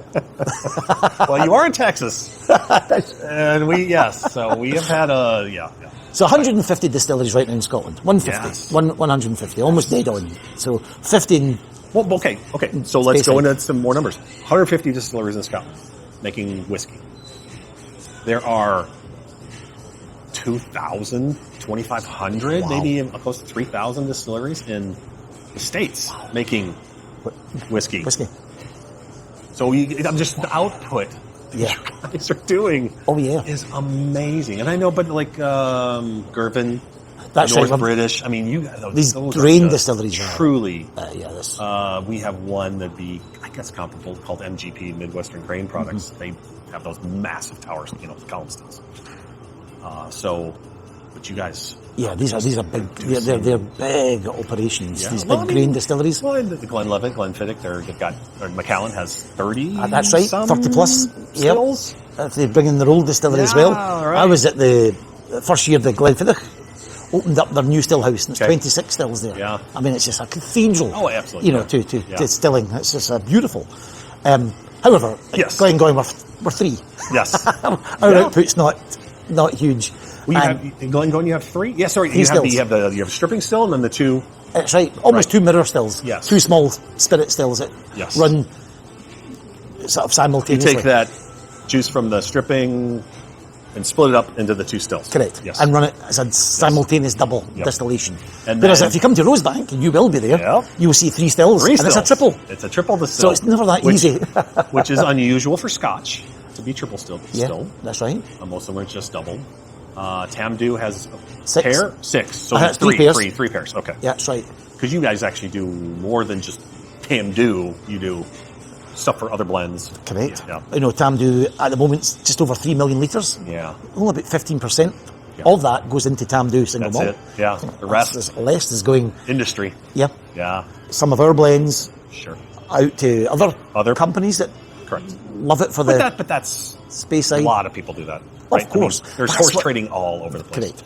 That's what Scottish whiskies really about. That's where the diversity of brands come from, is the swapping of whiskies. Correct. You know, because most people still think, I think now, they're like, oh, Scotch, well, that's single malt. No, not really. I mean, it is. It is. 90% is still blended. Yeah, that's right. It's about 8. I think the last figures I saw, I thought was about 12%. I know now. single malt keeps eating away at that. That's right. But it's still it's way over 50%. All the blends. Oh, it's 80. 80. Yeah, I thought it was 88 I'm blends. saying it's way over 50. It's more like you said. Yeah. 80% is still blends. That's right. And it's different blends. You got blend, single grain blend, grain blends, and then there's 3 blends you can do. But you can do right. Blended malt. Blended grain, and then blend. Yeah. But the blends by far. So it's the grain whiskey and the malt whiskey. Yes. And often in this trip, I've had to say, it's not green, it's grain. So I have to spell Grai. You guys call it corn whiskey or rye whiskey. Yeah. We usually generally use corn or wheat to make our grain whiskey, not malted barley. Right. So that blend is the big guns like Johnny Walker, Chivas. Sure. And our Isla Skye is really doing some good business. Absolutely. And if it's done well, absolutely, it's a good whiskey. No, but still 80% of the world are drinking. I think blends. I got into some Scotch, and I was that snob. I was like, I only want single malts. And then I was somewhere, and they didn't have something that I would want. I'm like, okay, I'll try a Dewar's. Yeah. Just a regular, Dewar's white label. I was like, this isn't that bad. It's exactly it. It's nice. I need to check this stuff. And I've been drinking more and more blends. I still drink a lot of single malt, but wow, blends are great. There's actually, I think, more. If you can get more. Yeah. Listen, the blending team love that. They love doing that. It's a real challenge to them. Absolutely, yes, it's wonderful making single malt from Tamdhu, from Glengoyne, but give them the challenge of Isla Skye 21-year-old. You're bringing in different whiskies from all over Scotland and making. That's a real challenge. But you can get more complexity into one glass in a blend than you can from a single malt. I mean, single malts can be very complex, but that's right. Not like a blend. Blend can be great, and that's why I think the Japanese have done so well to tell the world that the art of blending is something to be revered. Yeah. And in our country, I think it's just been a bit of ill-judged marketing by some companies that have given the perception that a blend is somehow inferior to. I think they're coming around, though. Totally. They're totally I think that's coming around. now, and when I do my talks, mention other people that make great blends. Sure. Isla Skye's got stuff that goes from 8-year-old to 30. Absolutely. But there's other people doing great value, by the way. It is. Great value. And if you mention about other companies that are doing it, and it just shows the category is really strong. If you do it well, it's a great category too. I think it's that. We talk about having headwinds in the industry at the moment. That might be one way out of it. Yeah. Is to get good quality blends. Absolutely. Because the grain whiskies made in big continual column stills 24/7, that component can be a bit more cost effective. Yes. Add some good malt into it and you've got a great whiskey that's maybe not as, and that might pull us through a difficult time. One other thing that I've noticed, and states have gone to it a bit, I wouldn't say quite as much as I've noticed, is that you guys are promoting a lot of women in the industry. Yeah. And I know I've spoken with Julianne Fernandez with CBH, Boonhaven, and stuff like that. But is her name, is it Stephanie McLeod? Stephanie McLeod. That's right, yes. But for blending in particular, because they are really good at it. Yeah.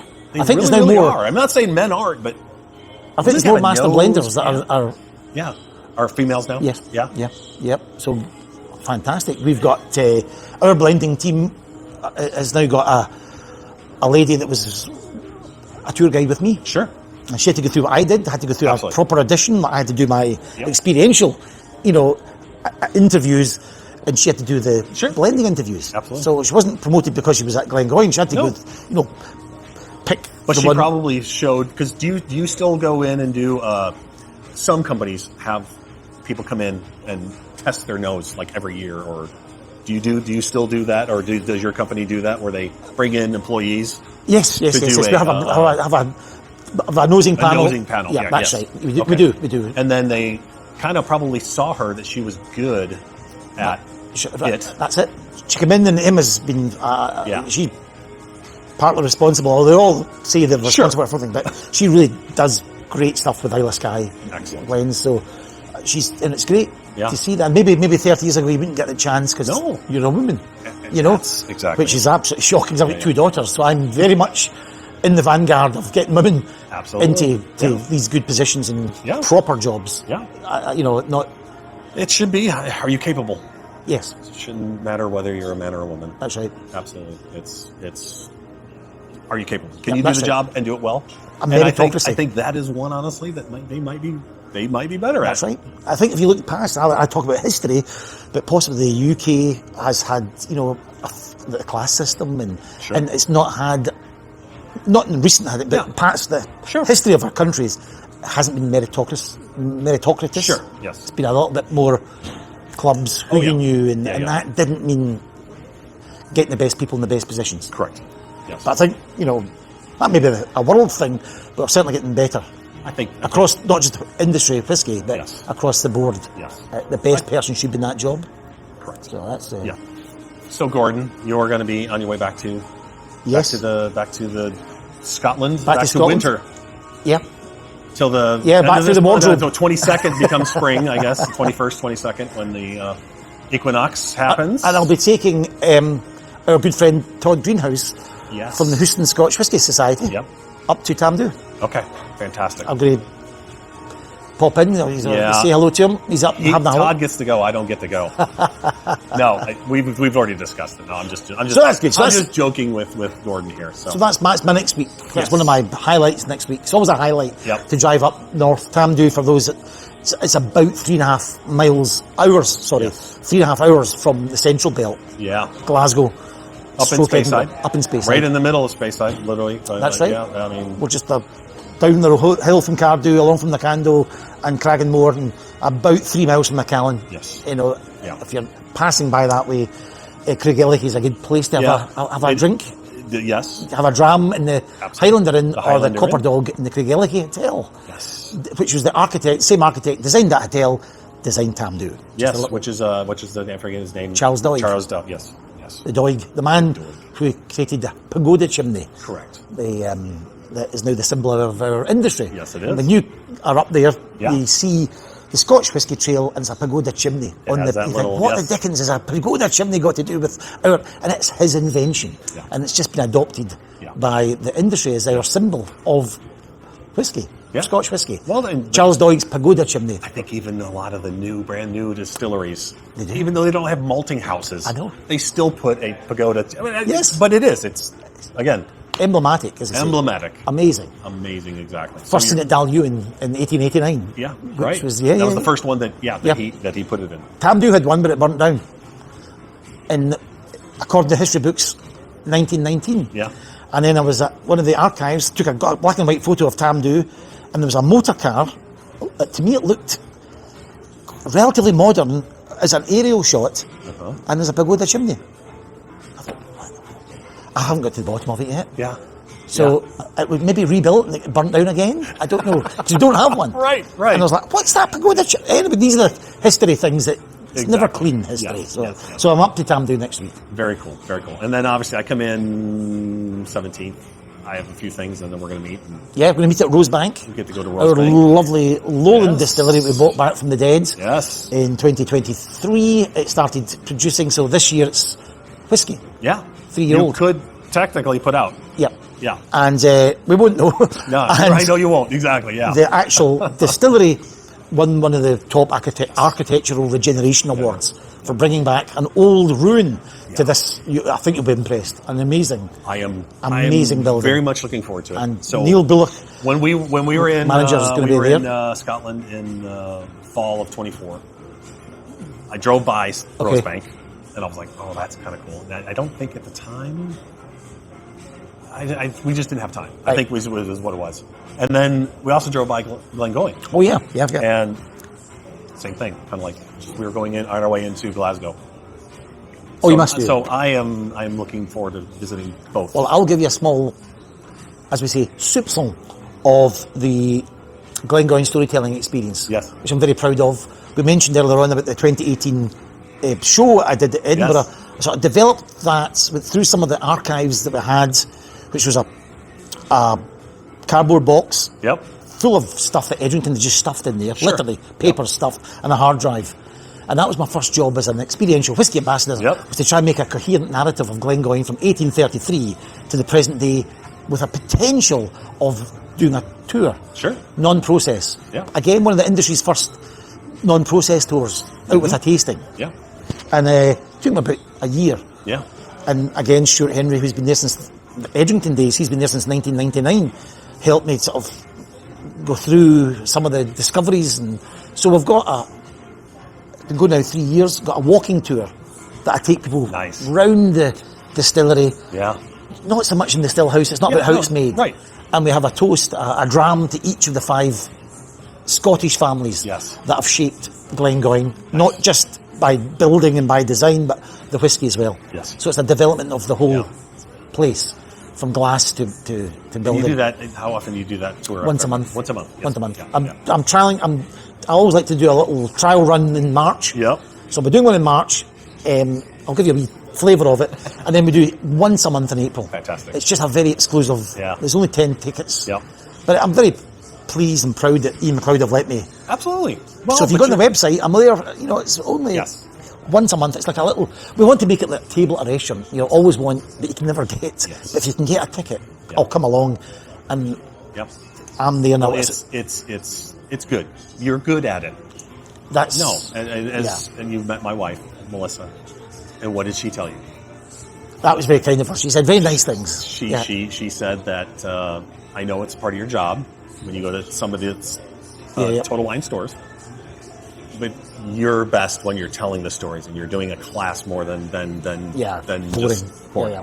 So you're good. That's at very it. So she by the way, she says to say hello. Well, she can come along to the tour as well. But so we've got a lovely flavour. That's the short term is. I love doing that. It's one of my favourite things to get people. But you've really got to love history, and and it's, as I said to people, it's not just the history of Glengoyne. It is, but you can extrapolate it out. To the history of whisky, and I tried to bring in what was happening. I did that after year 2. I realised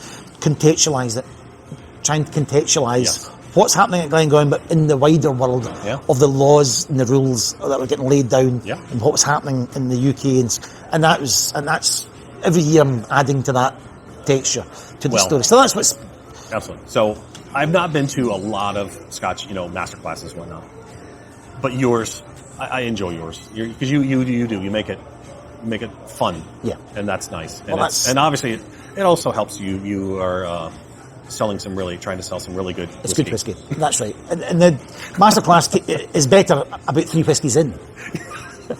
Always. The stories get better. The stories get correct. I know sometimes it is based in truth, but you want to have a bit of fun with them. And I do say that's my biggest plaudit, and I love it when people say I enjoyed that. It was fun. It's really entertaining as well. And we want to learn. And I think the industry's been fantastic at learning and teaching and sometimes lecturing.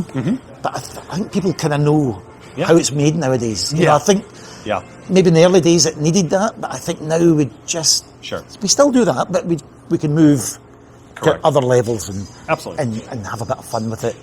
And spread it out a little bit. Every distillery shows you take water, malted barley, and some yeast. And you do this, then you do this. Okay. Well, let's spice it up and show us more about about exactly. Again, that was a great night. That was in Allen. That was a Saturday night. So thank you for. That's my first thing to say. Thank you for coming out on a Saturday. It's really people have got families. It was a full house. It's not going to be. It was full. You sit there and I want to get questions. I want to have a bit of fun. Into the bargain. And we'll do some. Well, I know those young guys that were in the class. They bought up that 18-year-old Isle Sky real quick. And they've showed me their itinerary of Scotland. I spend quite a lot of my time being a tour guide. And that would be my advice to anybody to get into this business. Know your golf courses. know your roots around Scotland. Yes, exactly. Yes. Any good restaurants and bars and distilleries. Yes. That's what I do, recommending people. Yeah. Because we're not just selling our whiskey, we're selling, it's a cliche. Scotland. Absolutely. Correct. You're selling Scotland. Absolutely. Scotland, well, the whiskey industry in Scotland. Yes. Yeah, that's right. Absolutely. All roads do lead back. I know it's, again, another cliche. Whether you love Japanese whiskey, Matasaka Taketsuru came to Glasgow in 1919. Whether you love American whiskey, I mean, the Scottish and Irish went across there with their stills, Absolutely. you know, after the Highland clearances and the famine. You know, people want to come back and see where it began. Yeah. And it did begin in Scotland, regardless of what the Irish tell you. If you think about the moonshiners up in the Appalachians in the United States, they're all Scotch-Irish. They're all, and they brought, like, exactly what you said. That's right. They brought over that, and they were, okay, well, we're going to do it here too. There's no barley here, but there's some corn over there. And Exactly. some rye and whatnot over there. The Germans use it for their bread, but we can, and that go. became currency, didn't it? Yes, so that's exactly it. That's it. So And then the excise ban came, and party was ruined. exactly. But then we would never have had NASCAR. That's correct. I love that story. I know. I love that story. And the Bahamas. There's so many you get into. So, but you're right. It all leads back to Scotland. It is, you know. Yeah. And I remember having a wonderfully fun debate with the Irish ambassador to Czech Republic in Budapest last year, who was saying all roads lead back to Ireland, and Irish were the first to talk. And, you know, I did say to him, Mr. Ambassador, that's a lovely speech. Yeah. But you know it's all wrong. No, it wasn't wrong. He was actually, let's just say, contentious. Yes. You know, so it was a good conversation. Unless we can find that time machine. Yes. We will never really, really know for sure. No, it's not really about who came up with it first. Exactly. It's good fun. They have great whiskey too. Oh no, they've got great heritage. It's a bit different than Scotch. I like Irish, but anyway, yes. It is what it is. That's absolutely wonderful. Well, Gordon, thank you for sitting down and having a nice discussion with me. Oh. I appreciate it. I appreciate your friendship. Oh yes, it's been. I'm very much looking forward to seeing you in Scotland in a few weeks. And I'll have a small drink of what you gave me. Yeah. Yes. Yeah. Please. No, it's been great. I've absolutely loved it. And you took me out on Friday night to a Texas barbecue. It was absolutely delicious. Highlight of the trip. I even got into the smokehouse. Yes, you did. And took some photographs. And I'm glad I paid them enough money. I thought you'd maybe say I was going to work. No, exactly. Right? I didn't tell you. You got to wash some dishes and get your dinner. So that was wonderful. That was great. Yes, we took them. I'll shout out to Hutchins in McKinney, Texas. Yeah, it was good stuff. And just by sheer chance, that was my birthday as well. Yes, it was. Boom. Yes. As I said, I know it's an old joke, but everything's bigger in Texas, including my age. Every day. Every day. Yes. I'm just following the state. But that was a great night. Great night. Yes. I'm glad you enjoyed it. It was my pleasure. Love Texas. Absolutely. My pleasure. And I do choose to come back. I love it to come back here, you know, every time. Again, no matter where you go in the world, it's the people. I know, again, I keep on saying it's a cliche, but it's what brings people back. Absolutely. You know, I think these classroom events. There is a certain thing about Southern hospitality. I believe that. Yep. We can be hard-headed too, but once you're accepted, and this is coming from a former Yankee from Illinois who's got to Texas as quick as he could. Yep. But I would say the same with the Scottish people. I have not met one that has not been lovely. Yeah. Again, there's definitely a simpatico, I think. That's definitely, and plus my name's Dallas. Yeah. So if I don't own a part of this town, I don't know what is wrong with it. Exactly. And if you listen to this and you do come from Texas, you do come from Dallas, and if you're up in Speyside, just about 3 miles from Tamdhu is the village of Dallas. Yes. And you can stop your car, you can survey the 15 houses that are there, and stand at the signpost that says, "Welcome to Dallas." Welcome to Dallas. It's the complete opposite. Yes, it is. It's about the size of that car park through that window. Exactly. It's very small. Although is that where Dallas Dew is? No, it's further on. A little bit further, But they're actually going to open up Dallas Dew again. That's right, yeah. So ACO Spirits. Well, thank you again. No, thank you. Appreciate it. I love it. And we'll chat more in the future. You know what I mean? Anytime. You know, whenever you're around, Anytime. Love to go on. Good luck with the podcast and all that. We sort of. I hope this isn't the last time we talk on a podcast. Definitely not. You got to keep me informed because I know you have some pokers in the fire. You've got some ideas. There's other stories as well. Absolutely. So I'm going to be interested. Oh, that's brilliant. All right. Good deal. Okay, thanks, Chris. Thank you. Take care. Right. Bye-bye. I want to thank the one and only Gordon Dallas for taking some time and sitting with me for a nice, in-depth interview on a wide range of topics. He is such a gentleman. I feel very lucky to call him a friend. Now, the segment I like to call What is Chris Putting in His Mouth is on hold for this week, as I have been fighting a cold, and I don't know if you can tell by my the sound of my voice and my nasally speech pattern. But I can't really taste much of anything, and as such, I won't be. I haven't had any whiskey and or smoked any cigars or anything like that. Also, I want to announce that since I will be traveling the next few weeks, there will still be interviews posted, but not much news and or events listed. But I will absolutely get caught back up once I get back into the States, and but please do continue to listen again, as I'll have much shorter interviews. A lot of them coming from the PCA trade show and conference from a couple weeks ago. So please enjoy. Now, as always, I want to thank you for joining me on this amazing journey to learn all that I can about these three amazing industries. I hope that you were able to learn something new from this episode, but more importantly, I hope that you were entertained and will continue to listen and or watch the program moving forward. Please remember to subscribe to the channel, ring the bell, like the video, leave comments, leave comments, and please spread the word to your friends and family. I will always love having new followers. You can find us on Instagram, Facebook, YouTube, Spotify, Amazon Music, and Apple Podcasts. If you wouldn't mind, please leave a review, as that helps the algorithm help other people find the channel. Also, please let me know if you have any ideas that you'd like to hear about or have me cover in upcoming episodes, and I will see what I can conjure up. I will see you next week on the Whiskey and Smoke News Network, and remember, please drink and smoke responsibly. Have a great day.